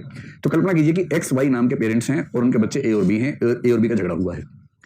पेरेंट्स के दिमाग में ए की छवि खराब है, उनको लगता है कि झगड़ा जब भी होता है इसकी वजह से ही होता है, और बी को ये पता है कि ए की छवि खराब है, इसलिए बी इसका फायदा ठीक उठाता है बीच बीच में। और हर घर में एक बी भी होता है जिसको पता है कि छवि इसकी खराब है, तो बीच में उसको पिन चुभा दी, रोने लगे जोर जोर से, मम्मी ने बिना कुछ सोचे ए को पकड़ा, 2 झापड़ मारे, तू हमेशा ऐसे करता है, ठीक। इस सिचुएशन में ना न्यूट्रलिटी है ना ऑब्जेक्टिविटी है। लेकिन अब आज बाप बैठा जज बन के, बाप दोनों बच्चों को बुला लिया, भाई बताओ क्या मामला है। उसके मन में पहले से बैठा है कि गड़बड़ ए नहीं की होगी, बी तो बहुत मासूम है, मन में बैठा हुआ है, लेकिन वो फिर भी किसी को पनिशमेंट देने से पहले चाहता है कि तथ्यों की बारीक पड़ताल कर ले। इस सिचुएशन में वो न्यूट्रल है या नहीं है, नहीं है, किंतु उसके बावजूद ऑब्जेक्टिविटी बरत रहा है कि नहीं बरत रहा है, बरत रहा है। ये है न्यूट्रल नहीं है किंतु ऑब्जेक्टिविटी बरत रहा है। और हो सकता है कि जब सारी सुनवाई कर ले उसको सच में रियलाइज हो कि उसके जो प्री कंसीव्ड नोशन थी गलत थी, जो पूर्वाग्रह था गलत था, इस मामले में ज्यादा गलती बी की है। हो सकता है ऐसा फैसला कर दे, तो हम क्या बोलेंगे, न्यूट्रल नहीं था किंतु ऑब्जेक्टिव था। ऐसा तो खूब चलता है, सामान्य स्थिति में होता रहता है, हमारे साथ भी होता ही है। चलिए, इस परिवार की जो सबसे छोटी बच्ची है, चौथी बहन, उसका नाम है नॉन पार्टिजनशिप। और नॉन पार्टिजनशिप के लिए हिंदी अनुवाद क्या है, राजनीतिक तटस्थता। यूपीएससी ने इसका अनुवाद किया है गैर तरफदारी। तो कोई बात नहीं, मैं भी यूपीएससी वाला लिख देता हूं, गैर तरफदारी। अच्छा, ये भी अनुवाद तो बढ़िया है। इसमें केवल एक दिक्कत है कि इससे वो भाव स्पष्ट नहीं हो पा रहा जो अंग्रेजी के शब्द से हो पा रहा है, ठीक। देखो, नॉन पार्टिजनशिप में ये जो PARTI है ना, इसके साथ में लिख लो पार्टी, PARTY, तो बात समझ में आ जाएगी। नॉन पार्टिजनशिप का संबंध पार्टी से तटस्थ होने से है, और यहां पार्टी का मतलब है पॉलिटिकल पार्टी, और बड़े पैमाने पर देखें तो पॉलिटिक्स से तटस्थ होने से है। ये एक अच्छे सिविल सेवक के लिए मूल्य है, ये सामान्य व्यक्ति के लिए मूल्य नहीं है। जैसे अभी हम सिविल सेवक नहीं है, कोई हमसे पूछे भी किस पार्टी को पसंद करते हो, और अब धूमधाम से बताएं कि जी मैं तो राहुल गांधी जी का भक्त हूं, मैं उनकी पार्टी को पसंद करता हूं, मेरे लिए ईश्वर के बाद नंबर 2 पर राहुल गांधी ही आते हैं। अगर आप ऐसा कह रहे हैं तो इसमें कोई दिक्कत है क्या कहने में? अगर आपको पसंद है तो कहीं धूमधाम से कहिए, या आपको नरेंद्र मोदी पसंद हो, या आप कहेंगे मैं तो उद्धव ठाकरे का भक्त हूं, तो कह सकते हैं, इसमें क्या दिक्कत है? जो भी आपको पसंद है कहिए उसका नाम। इसका मतलब ये हुआ एक सामान्य व्यक्ति किस पार्टी को पसंद करता है, किस पार्टी के उसूल विचारधारा उसको अच्छे लगते हैं, कौन नेता पसंद है, सामान्य बात है। लोकतंत्र में चॉइस है, अपनी पसंद के नेता का समर्थन करना, खुल के समर्थन करना सामान्य बात है, इसमें कोई बुरी बात नहीं है। लेकिन सिविल सेवक के मामले में मैंने कहा था ना शुरू में, कुछ मूल्य हैं जो सामान्य व्यक्ति और सिविल सेवक दोनों पर लागू होते हैं, कुछ है जो केवल सिविल सेवक पर लागू होते हैं। केवल सिविल सेवक पर लागू होने वाले में एक था एनोनिमिटी, अनामिता। दूसरा है नॉन पार्टिजनशिप। ये आम व्यक्ति के लिए नहीं, ये सिविल सेवक के लिए है। और इसका मतलब क्या है, ये क्यों ये वैल्यू पैदा हुई? सबसे पहले देखते हैं कि ये वैल्यू क्यों पैदा हुई, और फिर देखते हैं इसका मतलब क्या है, क्या इसमें अपेक्षा है, फिर देखेंगे इसका प्रयोग कैसे किया जाता है। जो सिविल सेवक है उसके जीवन में इसका प्रयोग किस तरह से हो सकता है। 3 बातें देखेंगे। देखिए मसला क्या है, एक व्यक्ति जिसने इस मूल्य को ईजाद किया उसका नाम है मैक्स वेबर। लोक प्रशासन की दुनिया में मैक्स वेबर का बड़ा महत्व है कि ब्यूरोक्रेसी की धारणा सबसे व्यवस्थित रूप में इस व्यक्ति ने दी थी। देखिए शासक जो होता है ना, किसी भी इतिहास के किसी भी क्रम में, चाहे राजतंत्र हो, चाहे धर्मतंत्र हो, चाहे लोकतंत्र हो, चाहे तानाशाही हो, इन सब में आमतौर पर एक व्यक्ति होता है शासक। पर एक व्यक्ति शासन चला नहीं सकता किसी भी स्थिति में, क्योंकि शासन चलाना इतना आसान काम नहीं है, जटिल काम है। तो क्या होता है कि लोकतंत्र में तो एक व्यक्ति बनता प्रधानमंत्री या राष्ट्रपति, अमेरिका में जैसे है, फिर उसको चॉइस होती है। जैसे भारत और इंग्लैंड में क्या होता है कि वो सांसदों में से कुछ को मंत्री बना सकता है, और अमेरिका में राष्ट्रपति किसी को भी मंत्री बना सकता है, जो उनका सिस्टम, जो उनका संविधान कहता है। तो उसने क्या किया, एक व्यक्ति को देश ने चुना, उसने कुछ योग्य व्यक्तियों को अपने हिसाब से चुन के मंत्री बनाया। ये हो गई पॉलिटिकल लीडरशिप, तैयार हो गई, राजनीतिक नेतृत्व तैयार हो गया। पर नेता और प्रशासक के बीच में बड़ा गैप होता ही होता है।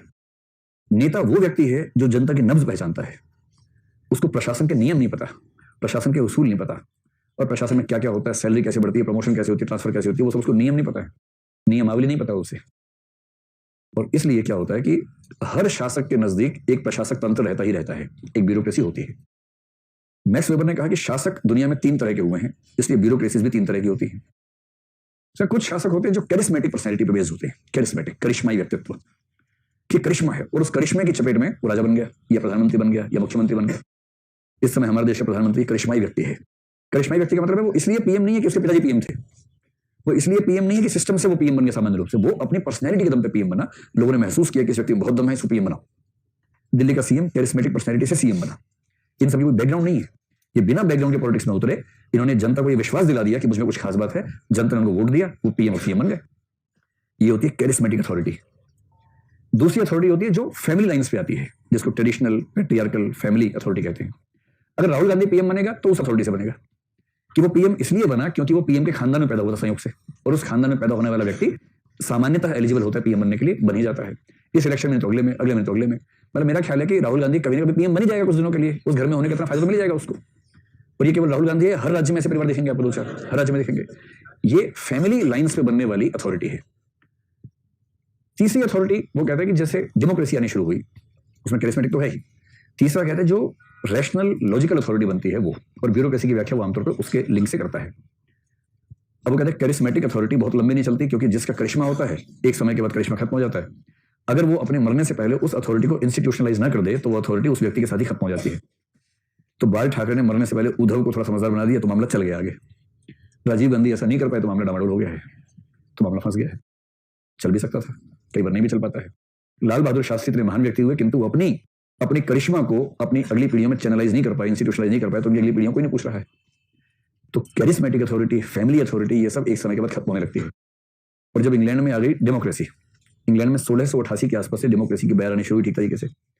और मैक्स वेबर 19वीं सेंचुरी का आदमी है, तब तक वहां डेमोक्रेसी ठीक से काम कर रही थी, पार्लियामेंट्री डेमोक्रेसी अच्छे से काम करने लगी थी। और तब तक ये क्लियर हो गया था कि 2 पार्टीज काम करेंगी। एक पार्टी वहां पर कौन सी हो गई, कंजर्वेटिव, और एक जो बाद में बनी थोड़ी सी लेबर पार्टी, जो वहां की दरअसल सोशलिस्ट पार्टी है। अब जैसे ही आप 2 पार्टी सिस्टम या मल्टीपल पार्टी सिस्टम में आते हैं, संकट आ जाता है। पहले क्या होता था, अकबर राजा बना, जैसे ही अकबर राजा बना उसने सबसे पहले क्या किया, कौन कौन लोग ब्यूरोक्रेसी में थे पहले उन सबको टटोला, जिन पे जरा भी शक था उनको निकाला, ये लाइन में खड़ा किया, तलवारें चलवाई, गर्दन कटवाई, काम खत्म किया। और फिर अपने जो पसंद के लोग थे उन सबको चुना कि चलो भाई अब से तुम शासन संभालो, तुम ये विभाग, तुम ये विभाग, तुम ये विभाग, ऐसे संभालो। आधुनिक काल में जब डेमोक्रेसी आती है तो ये संभव नहीं होता कि आप किसी को यूं ही भगा देंगे। तो मैक्स वेबर ने कहा अब समय आ गया है कि हम ये मान लें कि ब्यूरोक्रेसी शासन के हिसाब से चलने वाली चीज नहीं है, बल्कि ब्यूरोक्रेसी और शासन के बीच में एक अंतराल होना चाहिए। लेबर पार्टी इलेक्शन जीतेगी तो लेबर पार्टी अपनी ब्यूरोक्रेसी लाएगी, कंजर्वेटिव जीतेंगे तो वो लाएंगे, ये क्या मतलब हुआ। तो क्या होना चाहिए, एक ऐसी ब्यूरोक्रेसी होनी चाहिए जो ब्यूरोक्रेसी कंजर्वेटिव और लेबर दोनों पार्टी से सरकारों के साथ काम कर सकती हो, जिससे इस बात से फर्क ही ना पड़ता हो कि सरकार में कौन सी पार्टी आ गई है। सरकार 5 साल के लिए आएगी, किंतु इनका जीवन भर का जो आजीविका का साधन है वो यही होगा। निश्चित प्रमोशन होंगी, फुल टाइम जॉब होगी, पार्ट टाइम जॉब नहीं होगी। एक ऐसी ब्यूरोक्रेसी जो फुल टाइम काम करती हो, जीवन भर काम करती हो, प्रमोशंस होती हो, बड़े विभाग संभालती हो और एनोनिमिटी के साथ काम करती हो। एनोनिमस, क्योंकि नाम होगा नेता का, नाम होगा मंत्री का, क्योंकि जनता के साथ उसका संवाद है, जनता के लिए चेहरा मंत्री बनेगा। और मंत्री क्योंकि ना तो उसकी बैकग्राउंड है कि वो ये सारे काम समझता हो, ना उसके पास इतना समय होगा कि वो सारे जो इंस्टीट्यूशनल काम है वो सब कर सके। इसलिए मंत्री को सलाह देने के लिए और मंत्री के निर्णयों को एग्जीक्यूट करने के लिए एक प्रॉपर सिस्टम होना चाहिए, और उस सिस्टम का नाम उसने रखा ब्यूरोक्रेसी, नौकरशाही, अधिकारी तंत्र। इसलिए इस पूरी दुनिया में ब्यूरोक्रेसी के बारे में सबसे अच्छा सिद्धांत जिस व्यक्ति ने दिया हो मैक्स वेबर ही माना जाता है, और यूपीएससी ने इसके सिद्धांत पर ही सवाल पूछा जानबूझकर। तो ये बन गई ब्यूरोक्रेसी। अब ब्यूरोक्रेसी क्या है? स्थायी कार्यपालिका है, और नेता लोग क्या है? अस्थायी कार्यपालिका है। 5 साल के लिए आए, फिर भगवान भरोसे है, और ये तो 30-35 साल के लिए आते हैं, जीवन भर काम करते हैं। अब अगर ब्यूरोक्रेसी के लोग किसी पार्टी विशेष से संबंधित हैं तो क्या वो दूसरी पार्टी के शासन में ठीक से काम कर पाएंगे? नहीं कर पाएंगे। इसलिए मैक्स वेबर ने कहा, और बाद में कई लोगों ने बात कही, कि ब्यूरोक्रेसी में सिलेक्शन उस व्यक्ति का होना चाहिए जिसके अंदर नॉन पार्टिजनशिप का मूल्य काम करता हो, जो किसी भी राजनीतिक दल या नेता या विचारधारा से तटस्थ रहकर काम करता हो। तो ये तो हो गया क्यों। अब अगर पूछे क्या है, और इस पर ना अलग अलग देशों की स्थिति अलग अलग है। विचार इंग्लैंड से आया है, और हमारी आजादी क्योंकि इंग्लैंड से ही आई है, तो इंग्लैंड के विचारों का प्रभाव हमारे ऊपर थोड़ा ज्यादा रहता है, इसलिए ये विचार हमने भी वहां से अपना लिया। तो कोई पूछे आपसे नॉन पार्टिजनशिप क्या है, तो किसी भी राजनीतिक, क्या राजनीतिक दल, नेता या विचारधारा से तटस्थता। किसी भी राजनीतिक दल, नेता या विचारधारा से तटस्थता, इसको बोलते हैं नॉन पार्टिजनशिप। इसका मतलब ये नहीं कि मन में तटस्थता हो, मन में आप किसी का समर्थन कर सकते हैं क्योंकि वोट तो डालेंगे सिविल सेवक होने के बाद भी। इन पब्लिक लाइफ में, इसको और स्पष्ट कर दें, पब्लिक लाइफ में, क्योंकि सिविल सेवक की जो लाइफ होती है ना, प्राइवेट लाइफ ज्यादा नहीं होती है, उसका बहुत एलिमेंट पब्लिक है। अपने घर के अंदर बैठे हो, कलेक्टर साहब बैठे हैं, एसपी साहब बैठे हैं, अकेले बैठे हैं और जाम से जाम छलका के बात कर रहे हैं शाम के समय। आमतौर पर हर जिले में यही हाल होता है शाम के बाद, और वहां बैठ के बात कर रहे हैं, बोल भैया एसपी क्या लगता है कौन जीतेगा? और एसपी कह रहा है डीएम योगी ही जीतेगा इस बार। डीएम कह रहा है ना यार ये ना जीते इस बार बहन जी आनी चाहिए। बहन जी कौन है? जानते हैं ना? हाँ, वो राष्ट्रीय बहन है, ध्यान रखना है। जैसे एक राष्ट्रीय गान है, एक राष्ट्रगीत है, ऐसे कोई राष्ट्रीय बहन हो गई है मायावती जी, ठीक है। अब ये जो हो रहा है इसमें दिक्कत नहीं है, क्योंकि ये यारी दोस्ती में साथ बैठे हैं, पब्लिक लाइफ में नहीं है, दोस्तों से बात चल रही है, बात कर रहे हैं। 4-5 आईपीएस एक ही बैच की पार्टी हो रही है, किसी की शादी हुई, सब पहुंचे वहां पर, सब वहां पर बाद में अकेले में हल्ला मचा रहे हैं, जोक सुना रहे हैं एक दूसरे को। उसमें किसी पार्टी का जिक्र आ गया, सब कह रहे अंदर की बात यही है कि यही पार्टी जीतेगी, अपना इसी में विश्वास है, बस जीत जाए, मजा आ जाएगा, कोई समस्या नहीं। लेकिन पब्लिक लाइफ में फेसबुक प्रोफाइल पे लिखा मोदी जी हम आपके साथ हैं, तो दिक्कत है। तो परिभाषा क्या हुई? पब्लिक लाइफ में, सार्वजनिक जीवन में राजनीतिक दल, नेता या विचारधारा से तटस्थ रहने की जो स्थिति है उसका नाम है राजनीतिक तटस्थता। स्पष्ट हो गया? ये विचार पहली बार क्यों आया इंग्लैंड में, आप ये भी समझ गए। अब अगर थोड़ा सा ये समझना हो, अच्छा एक तो ये कि कैसे, इसको कैसे फॉलो किया जाता है। इसको ऐसे फॉलो किया जाता है कि आप अपनी पब्लिक लाइफ में किसी भी तरह से अपनी राय, राजनीतिक राय जाहिर नहीं करते हैं। आप जैसे आईएएस बन जाएंगे ना, आप तो हीरो बन के जाएंगे कि मैं आईएएस बन गया। वहां जाते ही आपसे 15-20 कागजों पर साइन करवाएंगे वो लोग, तो उन सब पे साइन करवाने के बाद ही राज्याभिषेक होता है। और उन कागजों में एक होता है सिविल सर्विस कंडक्ट रूल्स, सिविल सेवा आचरण नियमावली। उस नियमावली में बहुत सारी बातों में एक बात यह भी कि दहेज लेना अपराध है। और अगर किसी सिविल सेवक के बारे में ये पता लग जाए कि उसने दहेज लिया है विवाह में, मेरे ख्याल 2-4, 5,000 या 10,000 की वैल्यू शायद बढ़ा दी, पहले 2,000 थी वैल्यू, उतनी वैल्यू का गिफ्ट है, गिफ्ट की नेचर में है तो अलाउड है, लेकिन उसका जो कुल मूल्य है वो कुछ 1,000 रुपए है। अगर कोई सिविल सेवक अपने विवाह में दहेज लेता है और यह साबित हो गया तो ये उसकी नौकरी छीनने के लिए पर्याप्त है। और ये लिखा है सिविल सर्विस कंडक्ट रूल्स में, और उन पर साइन किए बिना आप आईएएस में ज्वाइन नहीं कर सकते। रिजल्ट दिखा खुश हो सकते दुनिया में कि देखो मेरा है, ज्वाइन नहीं कर पाएंगे। मतलब जो आमतौर पर लोग करते हैं, दहेज कोई चेक में थोड़ा लेता है, साबित नहीं होगा, सीधी सी बात है। तो वो तो समाज के नियम अपने तरीके से चलते हैं, शासन के नियम अपने तरीके से हैं। लेकिन अगर कोई आपके पीछे पड़ जाए, प्रमाण इकट्ठे कर ले, फोटो खींच ले, वीडियो बना ले, दहेज की बात चल रही है, ऑडियो रिकॉर्डिंग कर ले आपकी, और वो सारा पुलिंदा भारत सरकार को भेज दे, लगभग तय है कि नौकरी छिन जाएगी। तो राजनीतिक जो राय है उसको आप जाहिर नहीं कर सकते। और इसका मतलब क्या हुआ, मैं जो सीसीएस रूल्स की बात कर रहा था ना, इसलिए कर रहा, सिविल सर्विस कंडक्ट रूल्स की बात कर रहा था, सीएससी रूल्स, उनमें साफ साफ लिखा है कि आप आईएएस या सिविल सेवक बनने के बाद आप अखबार में लिख सकते हैं, कोई दिक्कत नहीं। आप व्हाट्सएप या ये जो फेसबुक है वो उस पर अकाउंट रखिए। असल में फेसबुक उस समय थी नहीं जब रूल्स बने थे, तो रूल्स में फेसबुक लिखा हुआ नहीं है, सोशल मीडिया शब्द नहीं लिखा हुआ है। क्योंकि नहीं लिखा है तो अधिकारी इसका फायदा उठा रहे हैं कि सिविल सर्विस कंडक्ट रूल्स में लिखा नहीं है कि सोशल मीडिया पर आप नहीं जा सकते, इसलिए लोग जा रहे हैं। लेकिन जिस दिन भारत सरकार उन रूल्स में अमेंडमेंट कर देगी, करना चाहिए मेरे ख्याल से, बहुत जल्दी अमेंडमेंट हो जाएगा उसमें, ये विचार चल रहा है इस पर, शायद 1 साल के अंदर अमेंडमेंट आने वाला है। उन रूल्स में वो लिख देंगे कि अगर आप सिविल सेवक हैं तो आप अपना सोशल मीडिया अकाउंट या तो बनाएंगे नहीं, वरना जो पहले के रूल्स हैं वो सारे अप्लाई हो जाएंगे। रूल्स क्या हैं? आप रिसर्च आर्टिकल लिखिए, कोई दिक्कत नहीं है। आप प्रशासन के व्यक्ति हैं, प्रशासन के अनुभवों पर कोई अच्छी केस स्टडी है उस पर लिखिए, कोई समस्या नहीं है। आपने फिजिक्स, केमिस्ट्री, बायोटेक किसी विषय से पढ़ाई की थी, उस विषय में नई रिसर्च आई है, उस विषय में आपका मन कर रहा है, उस पर आप लिखिए, कोई समस्या नहीं। एकेडमिक, कल्चरल, सोशल, रिसर्च, ऐसा कुछ भी आपको लिखना हो, आजादी है। लेकिन आपके किसी भी लेखन या किसी भी एक्सप्रेशन से कोई राजनीतिक मंतव्य, राजनीतिक राय जाहिर नहीं होनी चाहिए। किसी पार्टी का समर्थन नहीं, किसी पार्टी का विरोध नहीं, और ये आपके सीसीएस रूल्स का हिस्सा है। ठीक है या गलत है? सही है, ये तो जरूरी है ना भाई, वरना कैसे तटस्थ रहेंगे? फिर तो पार्टी के साथ होगा कि अब कौन सी सरकार आ रही तो मैं काम करूंगा या नहीं करूंगा। एक चीज ये है। दूसरा, भारत में कोई भी सिविल सर्वेंट इलेक्शन नहीं लड़ सकता। तो इलेक्शन आप लड़ नहीं सकते हैं, इलेक्शन में प्रचार नहीं कर सकते किसी का। फिर जो पॉलिटिकल रैलीज होती हैं, सभाएं होती हैं, उन सभाओं में ना वक्ता बन सकते हैं, ना भाग ले सकते हैं। ये सब चीजें हैं जो भारत की ब्यूरोक्रेसी के लिए नियम के रूप में काम करती हैं, और इन सब के माध्यम से सुनिश्चित किया जाता है कि नॉन पार्टिजनशिप बनी रहे। यहां तक स्पष्ट हो गया। अब एक इसका तुलनात्मक परिप्रेक्ष्य देखिए क्या है। जैसे एक देश है चाइना। चाइना में डेमोक्रेसी है, लेकिन ऐसी सुंदर डेमोक्रेसी, उसका नाम है सिंगल पार्टी डेमोक्रेसी। जबरदस्त मॉडल है उन लोगों का कि इलेक्शन होता है पर एक ही पार्टी के लोग खड़े होते हैं और वो पार्टी जीत जाती है, वही पार्टी हारती है। तो चाइना के इलेक्शन, दरअसल चाइना में जो इलेक्शन होता है वो पार्टी का इलेक्शन होता है, वो इलेक्शन कॉन्स्टिट्यूएंसी का नहीं होता, पार्टी का इलेक्शन होता है। जैसे दिल्ली मान लीजिए चाइना में होता, तो दिल्ली में 7 सीटें हैं, तो ये 7 जो इलेक्शन होंगे ये कम्युनिस्ट पार्टी की 7 सीटें हैं, और कम्युनिस्ट पार्टी के जितने मेंबर्स हैं इन इलाकों में वो वोटर्स हैं।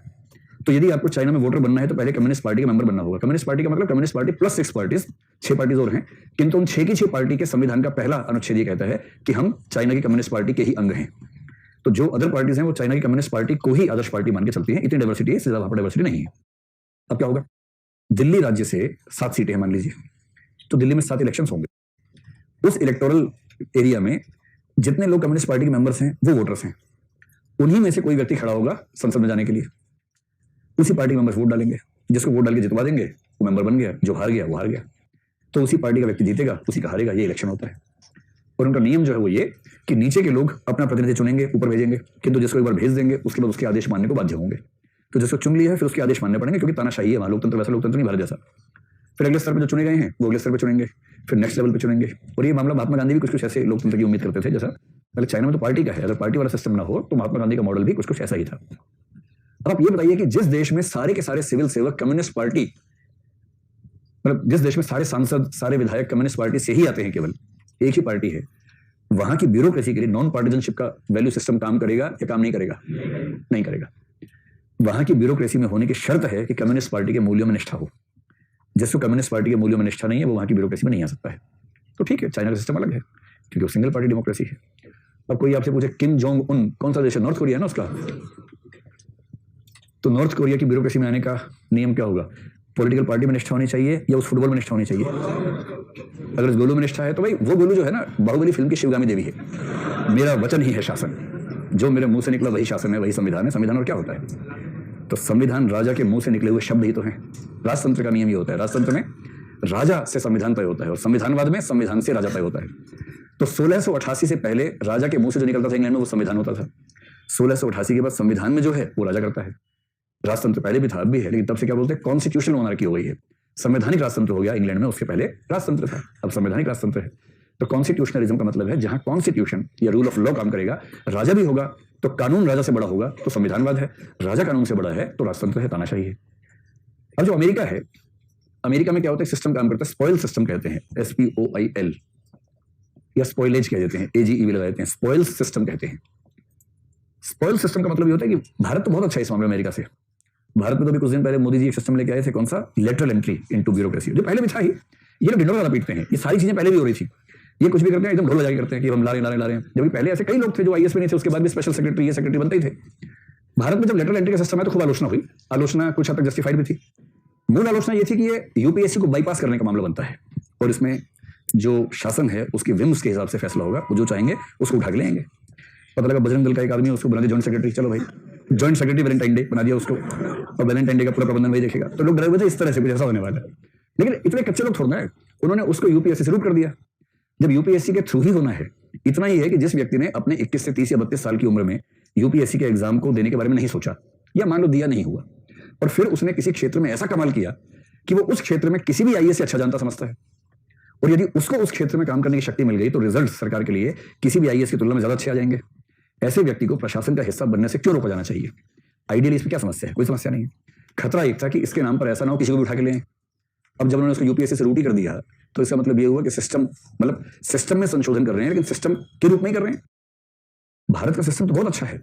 अमेरिका में सिस्टम है कि अमेरिकन राष्ट्रपति को यह अधिकार होता है कि कुछ संख्या में, जो संख्या 10 से 50% के बीच में रहती है, अपनी मर्जी से किसी को भी चुनकर ब्यूरोक्रेसी में ला सकता है।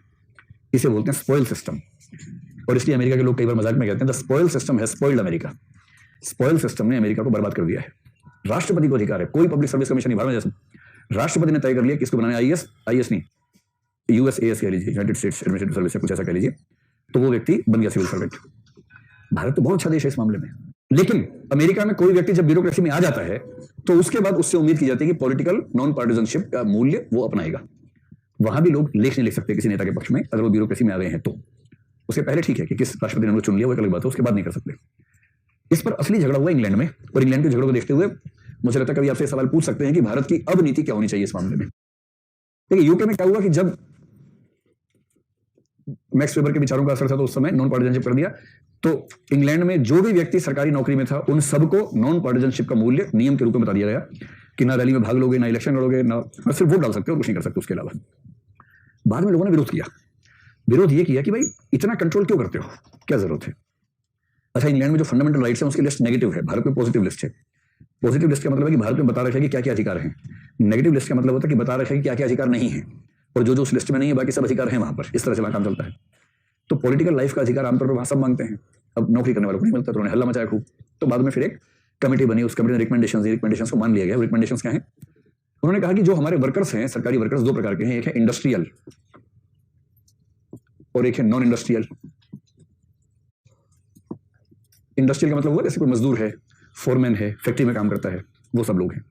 तो फैक्ट्रियों में काम करने वाले या फैक्ट्री जैसे किसी काम में काम करने वाले उनको बोलते हैं इंडस्ट्रियल वर्कर्स। दूसरे नॉन इंडस्ट्रियल वर्कर्स जो व्हाइट कॉलर काम करते हैं ना, जैसे आप लोग आईएएस बनेंगे तो व्हाइट कॉलर काम करेंगे।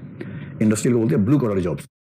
वो सुबह सफेदी लेके जाते हैं, शाम को नीला हो जाता है, तो इसलिए ब्लू कॉलर बोलते हैं। और जो होता है ना एडिट काम करने वाले, कागज, पेन, एसी चल रहा है, पंखा चल रहा है, पॉलिसी बन रही है, उसे बोलते हैं व्हाइट कॉलर जॉब्स। जो नॉन इंडस्ट्रियल है उसमें भी 3 लेवल्स हैं। एक है लोअर लेवल, एक है मीडियम लेवल, एक है अपर लेवल या हायर लेवल, उच्च स्तर। हम एक एक पोजीशन का नाम सोच के अनुमान कर सकते हैं इसका मतलब क्या हुआ। लोअर लेवल का मतलब मान लीजिए जैसे कोई क्लर्क है, किसी विभाग में, मंत्रालय में क्लर्क है, ठीक है।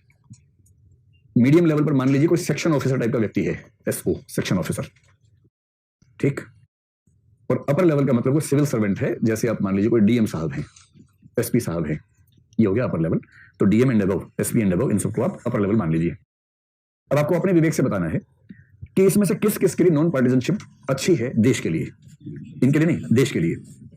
जो इंडस्ट्री में काम करता है, किसी फैक्ट्री में मजदूर है, रिक्शा चलाता है, ऑटो चलाता है, मान लीजिए सरकारी ऑटो चलाता है, मान लीजिए सरकार से लाइसेंस लिया या किसी सरकार ने ऐसी व्यवस्था कर रखी है, सरकार का ड्राइवर है, मान लीजिए ऐसा कुछ है। अगर किसी सरकारी फैक्ट्री में मजदूरी करने वाला व्यक्ति अगर किसी को बताए कि मैं तो मोदी का भक्त हूं, या कहे कि मैं तो राहुल गांधी का भक्त हूं, मान लीजिए उसको ऐसा लगता है, क्या इससे किसी को दिक्कत है? क्या इससे देश का लोकतंत्र खतरे में है? क्या खतरे में है? खेलने दो बच्चों को, क्या दिक्कत है? तो इंडस्ट्रियल के मामले में इंग्लैंड की सरकार ने जो मान लिया वो ये है कि इनको कंप्लीट पॉलिटिकल राइट्स दे दिए गए। ये कुछ भी कर सकते हैं, इलेक्शन भी लड़ सकते हैं, नौकरी करते करते। नौकरी कर रहे हैं, इलेक्शन है, छुट्टी 2 महीने की इलेक्शन लड़ना है मुझे, जीत जाऊंगा तो नहीं आऊंगा, हार जाऊंगा वापस आ जाऊंगा, कितना बढ़िया है। भारत में सुख नहीं है अगर आप आईएएस या आईपीएस है। और भारत में कई आईएएस आईपीएस, कई छोटी नौकरी वाले भी क्या करते हो, सरकारी ड्राइवर हूं, इलेक्शन लड़ने का बहुत मन है, और ड्राइवरी छूट जाएगी, पता लगा कि इलेक्शन हार गए, यहाँ नौकरी छूट गई। इस चक्कर में भारत में कई अच्छे नेता पैदा नहीं हो पा रहे बेचारे, नौकरी छूट जाएगी, क्या करें।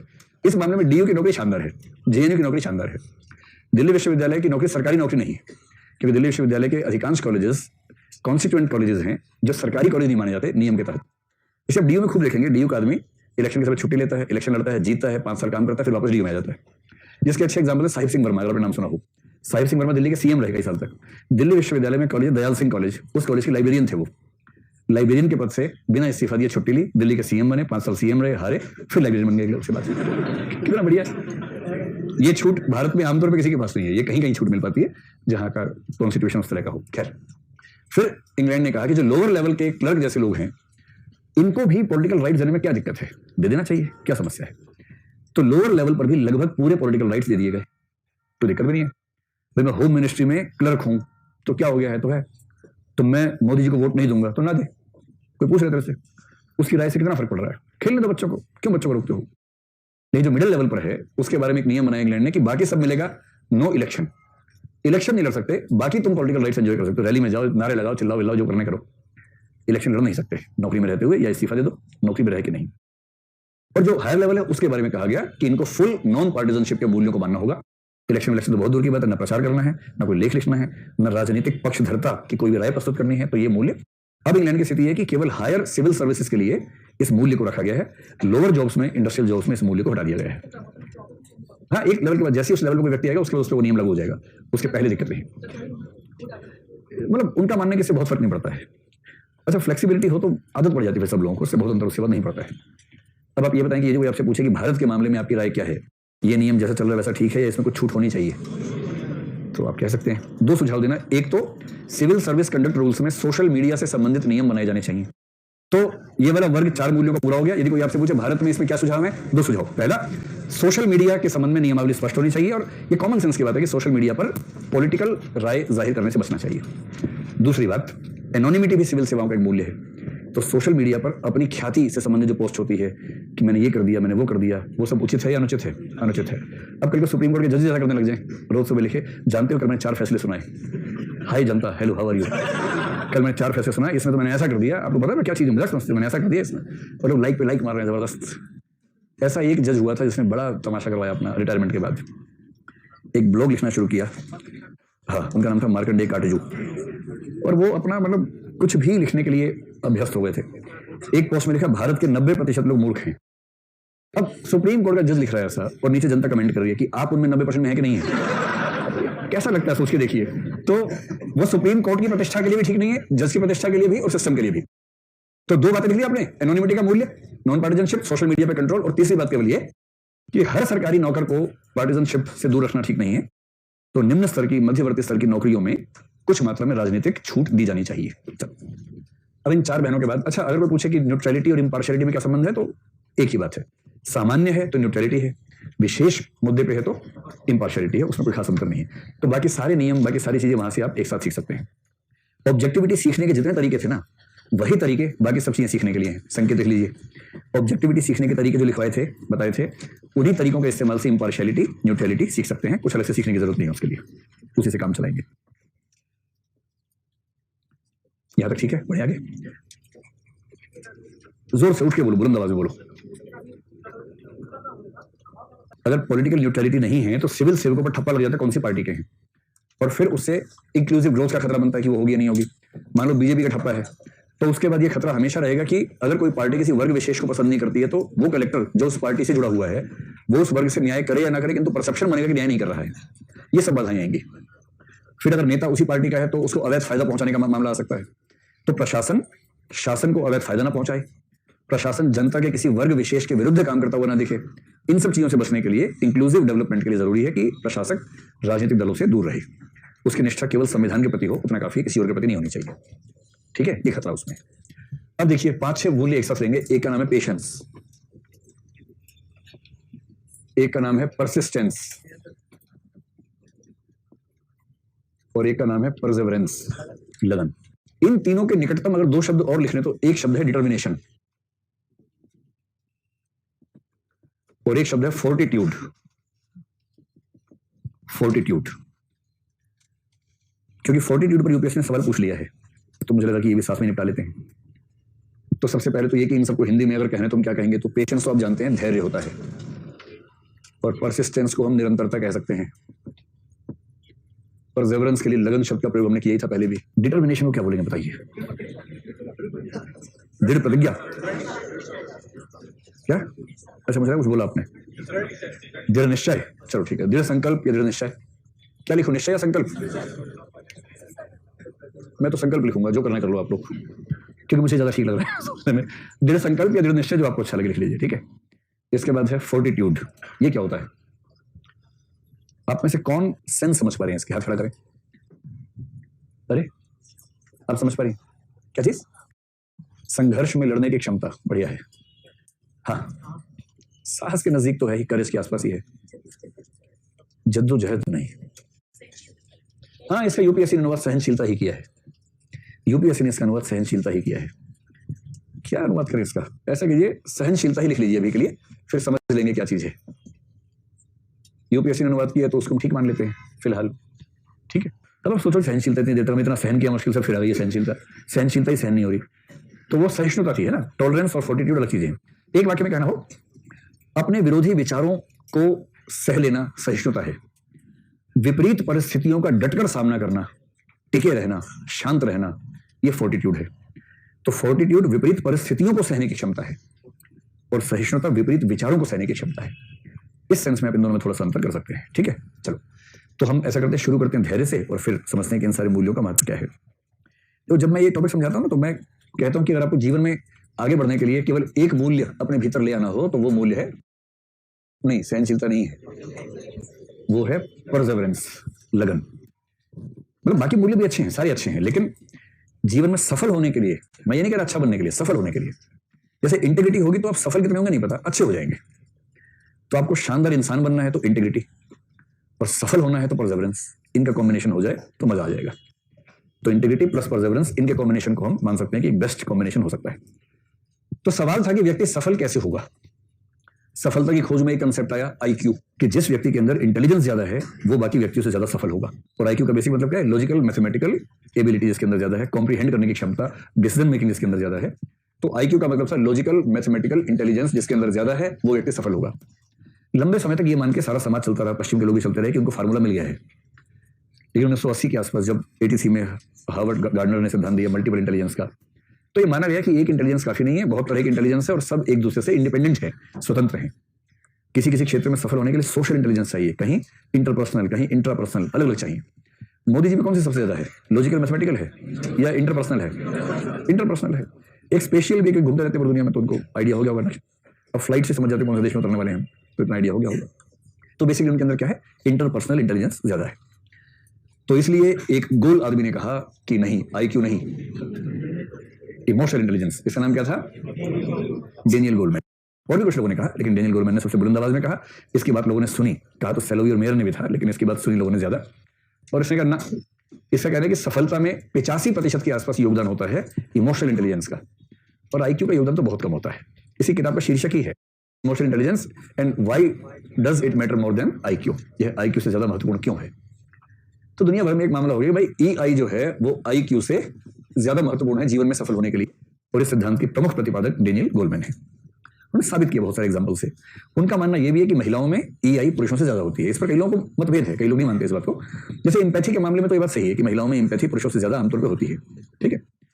लेकिन अपने इमोशंस पे कंट्रोल के मामले में कई लोग मानते हैं कि इसमें पुरुष महिलाओं से ज्यादा सफल होते हैं। अच्छा, जब भी मेरे पुरुष महिला तो बहुत ब्लैंकेट स्टेटमेंट्स हैं, सारे पुरुष एक जैसे नहीं होते, सारी महिलाएं जैसी नहीं होती, एवरेज बात करते हैं, सामान्यतः, औसत रूप से। तो मैं आपसे दो वाक्य पूछता हूं, अपनी अपनी मम्मी, चाची, ताई, मामी, फूफी, उन सबको दिमाग में रख के, और फिर उन सबके पति को दिमाग में रख के बताइएगा क्या सच है। पहला, एम्पैथी यानी दूसरे की मनस्थिति को समझने, महसूस करने की क्षमता आपके घरों में महिलाओं में ज्यादा है, पुरुषों में ज्यादा है? महिलाओं में ज्यादा है, मतलब, लेकिन एवरेज, औसतन। अच्छा, कितने लोगों को लगता है कि नहीं हमारे घर में पुरुषों में ये क्षमता ज्यादा है, दूसरों की मनस्थिति को समझने की, भांपने की क्षमता। ऐसी एक लड़की वहां बैठी है कोने में, एक लड़की ये बैठी है, दो, एक आप हैं, तीन वोट पड़े हैं, तीनों लड़कियों के पड़े हैं, चौथा वोट भी लड़की का है, एक लड़का मिला फाइनली। चलो, ये मैं जानबूझ के लिंग विभिन्नता इसलिए सूचित कर रहा हूं क्योंकि कहा जाता है कि बाप की और बेटी का जो बॉन्डिंग है ना, वो बॉन्डिंग अलग ही किस्म की होती है। और जब भी कोई लड़की कहती है ना कि जो बात पुरुष समझ सकते हैं, वो दरअसल बाप को ध्यान में रख के बोल रही होती है, किसी और पुरुष को ध्यान में रख के नहीं बोल रही होती है। तो बेटी का पिता के प्रति एक विशेष लगाव, इसको मनोविज्ञान में, शास्त्रों में नहीं, मनोविज्ञान में इसको बोलते हैं इलेक्ट्रा कॉम्प्लेक्स। ये कॉम्प्लेक्स है। सीधी भाषा में कहें तो बेटी की पहली मोहब्बत बाप होता है और बेटी की पहली मोहब्बत माँ होती है। इसलिए किसी बेटी का ये महसूस करना कि मेरे पापा ज्यादा समझते हैं, नॉर्मल बात है ना। हम केवल एक खास संबंध की बात नहीं कर रहे हैं, हम जनरल बात कर रहे हैं। अगर किसी लड़की को ये लगता हो कि उसके पापा उसके अलावा भी समाज में अन्य व्यक्तियों की वेदनाओं को, मनस्थितियों को उसकी मदर की तुलना में ज्यादा अच्छे से समझते हैं, तब ये सिद्धांत बनेगा कि पुरुषों में ये क्षमता ज्यादा है। लेकिन नॉर्मली ये बात मानी जाती है कि महिलाओं में ये क्षमता औसतन पुरुषों से ज्यादा है। वोटिंग नंबर 2, अब आप बताएं, अपने इमोशंस को कंट्रोल करने के मामले में। बहुत तेज गुस्सा आ रहा है, किंतु आंख से, मतलब गुस्सा झलकना नहीं चाहिए, आंख लाल नहीं होनी चाहिए, अंगारे नहीं आने चाहिए आंख के अंदर।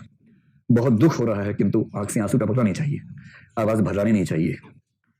इस मामले में अपने इमोशंस को कंट्रोल करने के मामले में महिलाओं और पुरुषों में ज्यादा बेहतर कौन है? पुरुष है। आप में से कितने लोग कहना चाहिए कि नहीं मेरी मम्मी ज्यादा स्ट्रॉन्ग है इस्माइल पापा की तुलना में, कंट्रोल कर लेती हैं? ऐसा एक वोट आया, देखिए, नहीं 3 4 5 6 हो गए, गुड गुड गुड।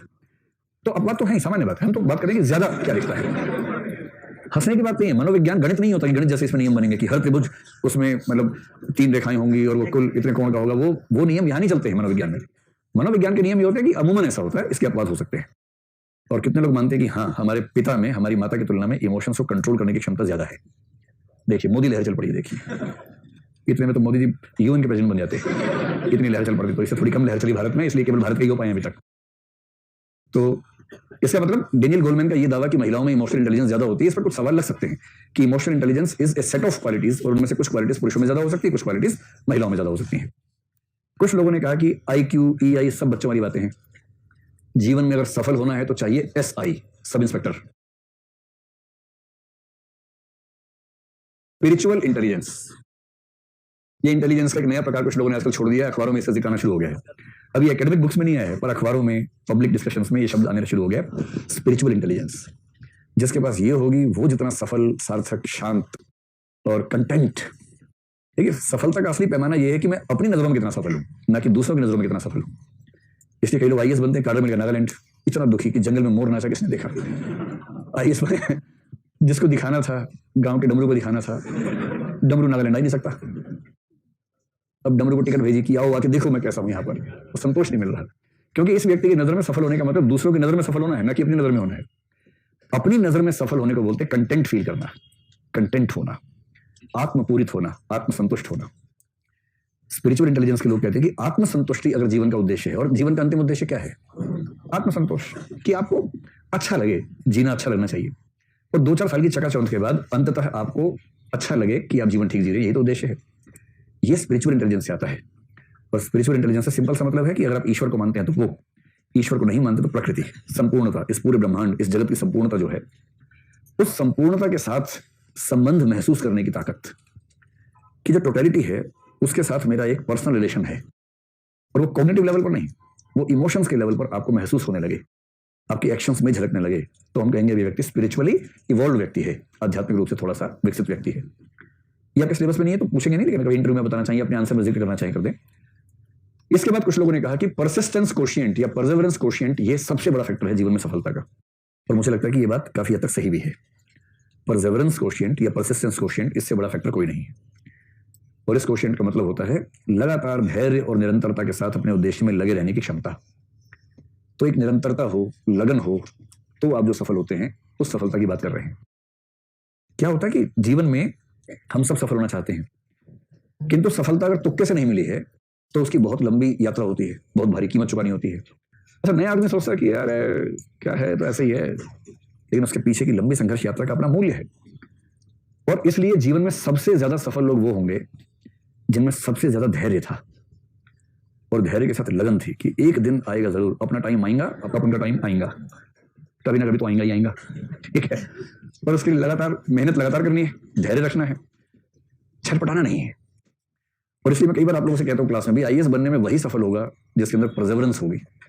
इंटेलिजेंस थोड़ी कम चल जाएगी, EQ EI थोड़ा कम चल जाएगा, परसेवरेंस कम है तो नहीं बन पाएंगे।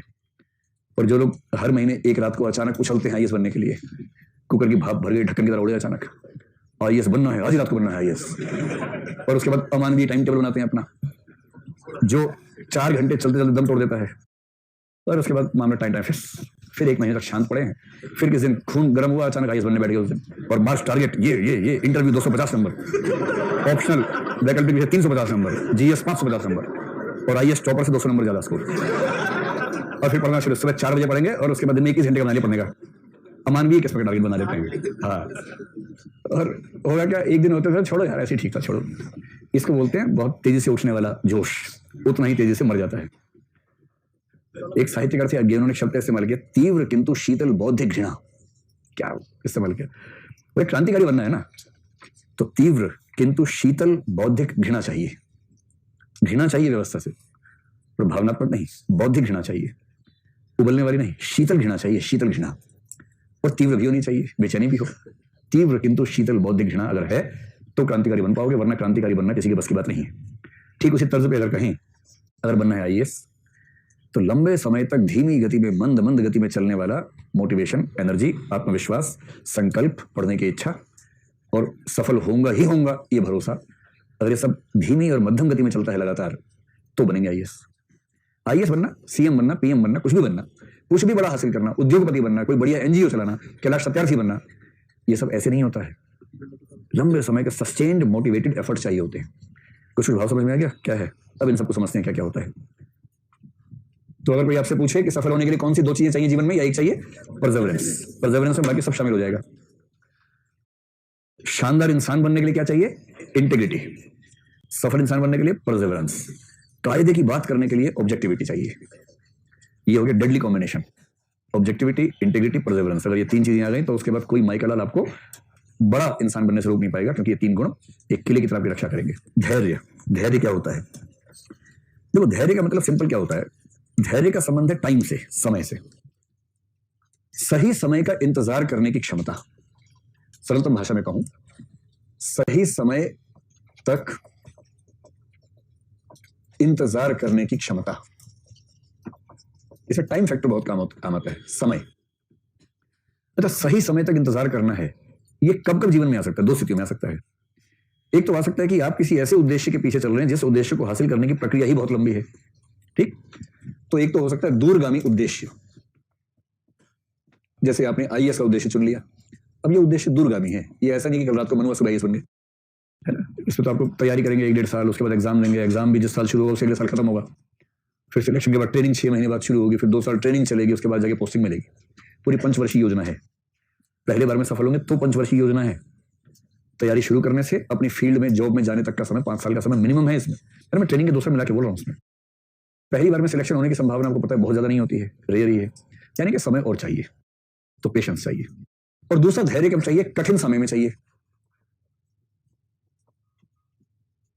कठिन समय में अगर इन दोनों बातों को मिला के कह दिया जाए, किसी दूरगामी उद्देश्य की प्रक्रिया में या किसी कठिन समय में सही समय का इंतजार करने की क्षमता को धैर्य कहते हैं। बाकी समझ के आप नोट कर लेंगे अपने अपना। तो किसी दूरगामी उद्देश्य की प्रक्रिया में या किसी कठिन समय में सही समय का इंतजार करने की क्षमता को धैर्य कहते हैं या पेशेंस कहते हैं। So simple. इन्हीं में से एक पक्ष को अगर ले लेंगे उसको बोलते हैं फोर्टिट्यूड। फोर्टिट्यूड क्या है? ये वो सहनशीलता है जो कठिन समय में, कठिन समय या कठिन संघर्ष में, भाई कठिन समय, कठिन संघर्ष किसके जीवन में नहीं आते हैं? आते ही कभी ना कभी। अब आप उस समय चिल्लपो मचाते हैं, जमीन पर लेट लेट कर रोते हैं, गला फाड़ फाड़ कर रोते हैं, या शांति से झेल लेते हैं उसको। तो कठिन समय या संघर्ष को शांति के साथ और साहस के साथ, शांति और साहस के साथ झेलने की क्षमता। इस समय राहुल गांधी को कौन सा मूल्य चाहिए सबसे ज्यादा? फोर्टिट्यूड चाहिए।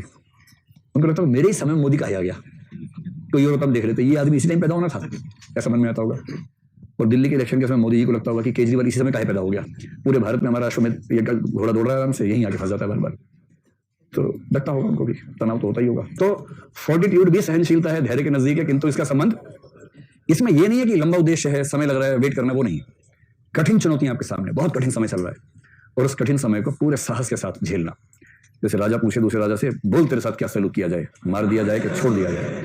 और दूसरा राजा बोले वही जो एक राजा को दूसरे राजा के साथ करना चाहिए। सिकंदर ने पोरस से पूछा क्या सलूक करे? पोरस ने कहा जो राजा को राजा के साथ करना चाहिए। सिकंदर यूनान से आया था, उसको पंजाबी बोलनी नहीं आती थी। पोरस पंजाब के इलाके में था, उसको ग्रीक नहीं आती थी। ये हुआ कैसे समझ नहीं आता, पर दुनिया भर कहती है कि ऐसी बातचीत हुई, और हम तब से परेशान है, बात हुई कैसे? तो पहले ये बताओ कि धैर्य और फोर्टिट्यूड में अंतर समझ में आ गया? ठीक, चलो। वो जो शेर था ना, तुमने मेरा कांटों भरा बिस्तर नहीं देखा, वो इस पे अप्लाई होता है फोर्टिट्यूड पर, कि मैंने बहुत कठिन संघर्षों को झेला है सीने पर तमगे की तरह, इसलिए उसका महत्व जो है वो फोर्टिट्यूड है। चलो अब आ जाओ परसिस्टेंस पे आ जाओ। देखो, धैर्य में होता है केवल समय का इंतजार करना। इंतजार करो, इंतजार करो, इंतजार इंतजार इंतजार करो, यह है धैर्य। ठीक, जैसे कोई बच्चा है 19 साल का, शादी करने को बेकरार हो रहा है, वैसे पेरेंट्स क्या बोलेंगे? बेटा जब तक 21 के ना हो जाओ, इंतजार इंतजार इंतजार करो। इसमें कुछ अलग से नहीं करना है, सिर्फ इंतजार करना है। ये नहीं करना है कि किसी ने शादी करनी है उसके लिए वो विशेष रूप से कुछ प्रयास कर रहा है, ऐसा नहीं। केवल 21 का होना है, बस इंतजार करना है। निरंतरता में क्या होता है कि पेशेंस प्लस सस्टेन्ड एफर्ट्स, ये फार्मूला है, एकदम एकदम केमिस्ट्री का फार्मूला टाइप का है। Patience plus sustained efforts equals to persistence. अर्थात परसिस्टेंस, निरंतरता में पेशेंस तो है ही, पेशेंस तो है ही है इसके अंदर। साथ में एक चीज और भी है, उसका नाम है सस्टेन्ड एफर्ट। सस्टेन्ड एफर्ट का मतलब है प्रयास की निरंतरता। किसी, अब देखो परिभाषा क्या हो जाएगी, इसमें कठिन समय वाली बात हटा देंगे, इसमें सिर्फ आ जाएगा उद्देश्य में। किसी दूरगामी उद्देश्य के लिए लंबे समय तक धैर्य और निरंतर प्रयास करने की क्षमता, यह है परसिस्टेंस। इन सबको लिखते रहिए, आप जिस भाव से देख रहे हैं कि देखा और दिमाग में छप गया ना, बाद में सब गायब हो जाता है ना। किसी दूरगामी उद्देश्य के लिए लंबे समय तक धैर्य और निरंतर प्रयास करते रहने की क्षमता, इसको बोलते हैं परसिस्टेंस। तो परसिस्टेंस में पेशेंस के साथ साथ एक पक्ष और जुड़ गया है, निरंतर प्रयास। ठीक, अब परसिस्टेंस और परसेवरेंस में भी संबंध वैसा ही है। तो परसेवरेंस क्या है? परसेवरेंस का मतलब है persistence plus sustained self motivation. Persistence plus sustained self motivation, simple formula है, फार्मूला याद रखिए, सारी कहानी याद रहेगी। सस्टेन्ड का मतलब है निरंतर, सस्टेन करना, निरंतरता बनाए रखना। सेल्फ मोटिवेशन क्या है? आत्म अभिप्रेरणा, आत्मविश्वास भी कह सकते हैं, सेल्फ कॉन्फिडेंस कह लीजिए। तो फिर से वापस आ जाओ वहीं से, किसी दूरगामी उद्देश्य की प्राप्ति के लिए धैर्य, प्रयास की निरंतरता और आत्मविश्वास को बनाए रखने की क्षमता, यह है परसेवरेंस। तो परसेवरेंस और परसिस्टेंस लगभग जुड़वा बहने हैं, नॉन आइडेंटिकल ट्विन्स हैं, थोड़ा बहुत अंतर इनके बीच में है, मोटे तौर पर बात एक जैसी है, इनमें बहुत अंतर नहीं आता। अच्छा लगा? फिर से बोल दें, लीजिए इरशाद, फिर सुनिए आप इसको, सुनिए। ये कहा है किसी दूरगामी उद्देश्य के लिए लंबे समय तक धैर्य, निरंतर प्रयास तथा आत्मविश्वास बनाए रखने की क्षमता को लगन कहते हैं। अब एक शब्द है डिटर्मिनेशन। डिटर्मिनेशन क्या है? और यदि डिटर्मिनेशन को जोड़ना हो इनमें से किसी से, किससे जोड़ेंगे? तो मेरे ख्याल से हम ये कह सकते हैं कि डिटर्मिनेशन जो है, अगर एक वाक्य में कहूं, डिटर्मिनेशन एक मानसिक स्थिति है जो व्यवहार में आती है तो परसिस्टेंस बन के आती है। डिटर्मिनेशन क्या है? मुझे आईएएस बनना है, बनना है, बनना है, पढ़ूंगा नहीं अलग बात है, बनूंगा तो आईएएस ही बनूंगा, बात नहीं करूंगा, आईएएस बनना है, बनना है, तो पढ़ाई तो कर लो, पढ़ाई नहीं करेंगे यार, बन गया आईएएस। डिटर्मिनेशन वाला व्यक्ति सामान्यतः प्रयास भी करेगा। तो परसेवरेंस या परसिस्टेंस है, परसिस्टेंस जो है इसका जो मानसिक हिस्सा है वो है डिटर्मिनेशन।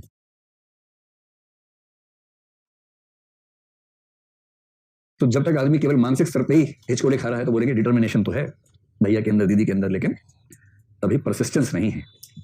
तो डिटर्मिनेशन जब निरंतर प्रयास के रूप में आ जाती है तो बन जाती है परसिस्टेंस, और जब तक मानसिक संकल्प के रूप में है तब तक होती है डिटर्मिनेशन। बात स्पष्ट हो गई?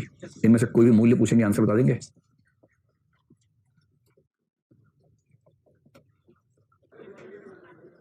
चलिए अब ये बताएंगे परसेवरेंस को जीवन में कैसे डेवलप किया जा सकता है। How to develop Perseverance.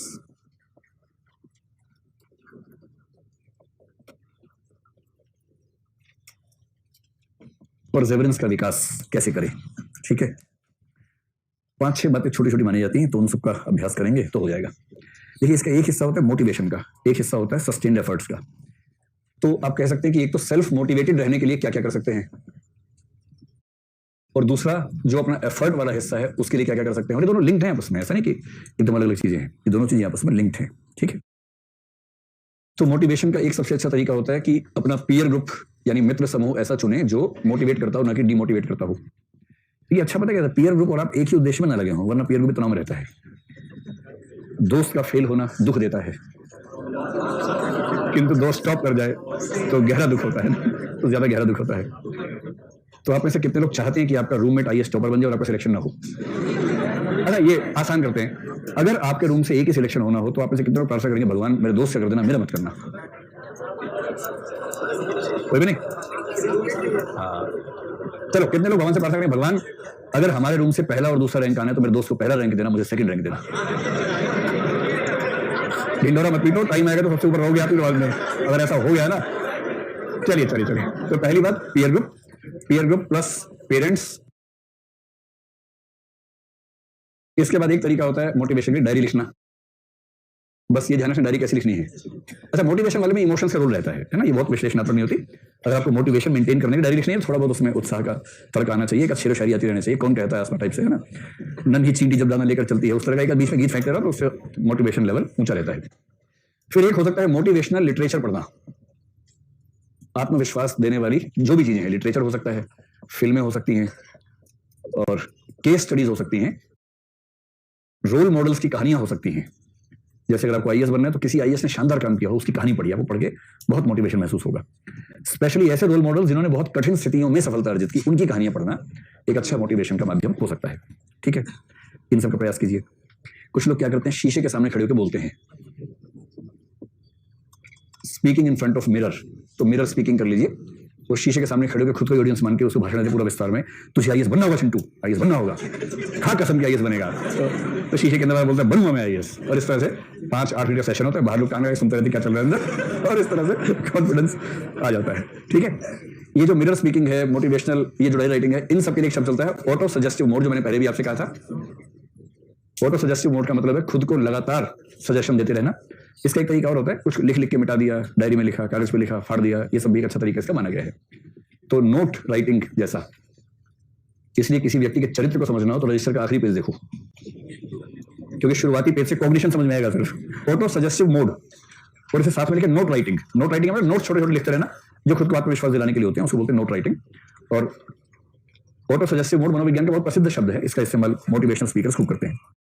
चलिए, यहां तक की कुछ बातें स्पष्ट हो गई आप लोगों को। एक तरीका और माना जाता है कि अगर आप चाह रहे हैं मोटिवेशन ना, तो ऐसे व्यक्तियों से लगातार मिलना जो आपकी जैसी परिस्थितियों में हैं, और आप मतलब बैकग्राउंड भी आपकी जैसी है, सपने भी आपके जैसे हैं, तो ऐसे व्यक्तियों से मिलने से संभावना बनती है कि क्योंकि संघर्ष एक जैसा है, तो देखिए समान परिस्थितियों वाले व्यक्तियों से मिलना जुलना, समान परिस्थितियों वाले व्यक्तियों से मिलना, मिलते रहना, मतलब बीच बीच में एक छोटा मोटा कंपटीशन अगर रहे ना, तो उससे मोटिवेशन हाई रहता है। तो मोटिवेशन में एक चीज और लिख लीजिए, लिमिटेड कॉम्पिटिटिव एनवायरनमेंट, सीमित प्रतिस्पर्धात्मक माहौल में रहना। असीमित ना हो, जब पता लगा रात दिन उसको हराने में लग गए, भूल गए क्या करने आए थे, मिल्खा सिंह था, चप्पल लेने के आगे निकल गया, याद है ना। तो प्रतिस्पर्धा कई बार इतनी दिमाग में आती है कि मूल उद्देश्य भूल जाता है आदमी, उससे आगे निकल गया, फर्स्ट आ गया, जबकि लेनी चप्पल थी उससे। ये जो लिखा है ना, इसको लिखा लिमिटेड कॉम्पिटिटिव एनवायरनमेंट, सीमित रूप से प्रतिस्पर्धात्मक माहौल में रहने का सरल मतलब यह है, रूममेट से कॉम्पिटिशन कर लो कि तेरे प्रीलिम्स में 82 नंबर आए, मेरे 81, अब अगली बार देख तू। अब इस चक्कर में आप जोर जोर से पढ़ रहे हैं, वो भी जोर से पढ़ रहा है, दिन पढ़ते जा रहे हैं, अगली बार दोनों 88 आ गए, दोनों फेल हो गए, लेकिन दोनों 88 नंबर पे हैं। लेकिन एक कंपटीशन चल रहा है, अगली बार, अब अगले मॉक टेस्ट में दोनों 95 पे, अगली बार दोनों 105 108 नंबर ले लिए। ऐसा जो कंपटीशन है, सीमित कंपटीशन, ये आपके मोटिवेशनल लेवल को हाई बनाए रखता है, इसका फायदा उठाना चाहिए। या करते भी होंगे थोड़ा बहुत ना, थोड़ा बहुत करना भी चाहिए, इसका फायदा होता है। चलिए, ऐसा कहते हैं competition improves quality to a certain extent, एक एक्सटेंट तक क्वालिटी इंप्रूव करता है, उसके बाद चीजें बर्बाद कर देता है। अब जो दूसरा पक्ष है, या एक अगर इसमें बात होता हूं ना, तो आप जीवन में जो भी करना चाहते, जैसे आईएएस बनना है आपको, अपने उद्देश्य की महानता में विश्वास बनाए रखना, जो भी आपका उद्देश्य है। अगर आप अपने उद्देश्य को लेकर कन्विंस नहीं है तो दिक्कत आ जाएगी। ये विश्वास रहे कि आपका उद्देश्य बहुत ऊंचा है, तो मोटिवेशन स्वभावतः ऊंचा रहेगा। और उसके लिए क्या अच्छा तरीका होता है, जैसे आईएएस बनना है तो बहुत महान 2-4 आईएएस लोगों की जीवनियां पढ़ते रहिए, या अदर सिविल सर्वेंट्स, श्रीधरन की जीवनी पढ़ लीजिए, किरण बेदी की जीवनी पढ़िए, जिसने लिखा आत्मकथा लिखी, अब्दुल कलाम ने लिखी, जो एक सेंस में सिविल सर्वेंट जैसे पद पे थे, बाद में राष्ट्रपति हो गए। तो इस सबसे एक सस्टेन मोटिवेशन की स्थिति बन जाती है। अब दूसरे पक्ष पर आइए कि आप अपना एफर्ट कैसे करें। एफर्ट के लिए सबसे पहली चीज होती है planned effort, planning.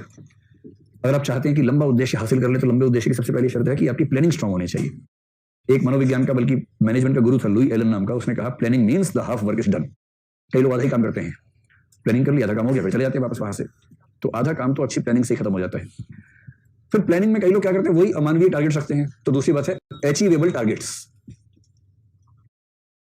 Achievable targets, उपलब्ध होने योग्य उद्देश्य, ऐसे लक्ष्य निर्धारित कीजिए जिनको हासिल किया जा सकता हो, और यदि वो हासिल हो ही नहीं सकते तो मामला वहीं खत्म हो जाएगा। ठीक। और ये जो उद्देश्य आप तय करेंगे, ये उद्देश्य भी ना हायरार्की में होंगे। छोटे उद्देश्य, छोटे, मंझले और बड़े उद्देश्य, मतलब short term, mid term, long term. अल्पकालिक है, छोटे से बात लग रही है कि छोटा सा कुछ उद्देश्य तय कर लिया है। अल्पकालिक, मध्यकालिक और दीर्घकालिक उद्देश्यों में बंटवारा। मैंने तो ये फील किया कि जिसकी प्लानिंग ठीक है और थोड़ा बहुत उसके अंदर सस्टेन करने की क्षमता है, सिविल सर्वेंट बनना बहुत आसान काम है, कुछ खास दिक्कत है नहीं। कैसे, इसकी प्लानिंग कैसे होगी? जो 3 शब्द लिखे, अल्पकालिक, मध्यकालिक, दीर्घकालिक, लिखे हुए हैं। इसका मतलब ये हुआ, जैसे आपको आईएएस एग्जाम देना 2021 में, सही बात है क्या? 22 में देना है, 20 में देना है, ठीक है। तो 2020 में आपको एग्जाम देना है, 2020 में एग्जाम देना है। तैयारी आप 1 साल से कर ही रहे हैं, लगभग 6 महीने 1 साल से कर रहे हैं कम से कम, और पहले से करें तो और अच्छी बात है। अब क्या है कि 2 साल हैं, शुरू से मैं बात कर रहा हूँ, आपकी बात नहीं कर रहा हूँ। 2020 में 31 मई को प्रीलिम्स है, सितंबर के एंड अक्टूबर की शुरुआत में मेंस हो जाएगा, फिर इंटरव्यू होगा। प्लानिंग का मतलब है कि आपको हर स्टेज पर किस दिन किस स्थिति में होना है पहले ये दिमाग में स्पष्ट हो, और फिर अभी से लेकर तब तक कैसे कैसे सब चीजें इस तरह से हो जाएं कि किसी भी स्टेज में दिक्कत ना आए। मेंस का एग्जाम देने के समय तक इंटरव्यू की उतनी तैयारी हो चुकी जितनी उस समय तक जरूरी है, बाकी उसके बाद देख लेंगे। प्रीलिम्स देने तक मेंस की उतनी तैयारी हो चुकी हो जितनी जरूरी है, बाकी जो 4 महीने में देखी जा सकती है वो तब देख लेंगे। और प्रीलिम्स की तैयारी इस तरह से हो जाएगी कम से कम वो तो नहीं मिस हो। तो स्ट्रेटेजी बनाएंगे कि भाई आखिरी 2 महीने केवल प्रीलिम्स पढ़ना है। उससे पहले प्रीलिम्स रोज 4 घंटे पढ़ते रहेंगे या 6 घंटे पढ़ेंगे और 4 घंटे मेंस पढ़ते रहेंगे। और मेंस में ये और ये पहले तैयार कर लेंगे, आंसर राइटिंग सहित तैयार कर लेंगे, सारी शॉर्ट नोट्स बना लेंगे। अब ये सारे टारगेट स्पष्ट हो गए। अब कौन सा टारगेट पूरा करने के लिए कितना समय हमारे पास है, फिर उसको जो मिनिएचर गोल्स है आपके, स्मॉलेस्ट गोल्स है, उसमें लाएंगे कि पहले बना 2 साल का टारगेट, फिर उसको रिड्यूस किया 6-6 महीने के 4 हिस्सों में, उसे रिड्यूस किया 1-1 महीने के स्तर पर, उसे रिड्यूस किया 1-1 सप्ताह के स्तर पर, और अंत में 1 दिन के स्तर पर।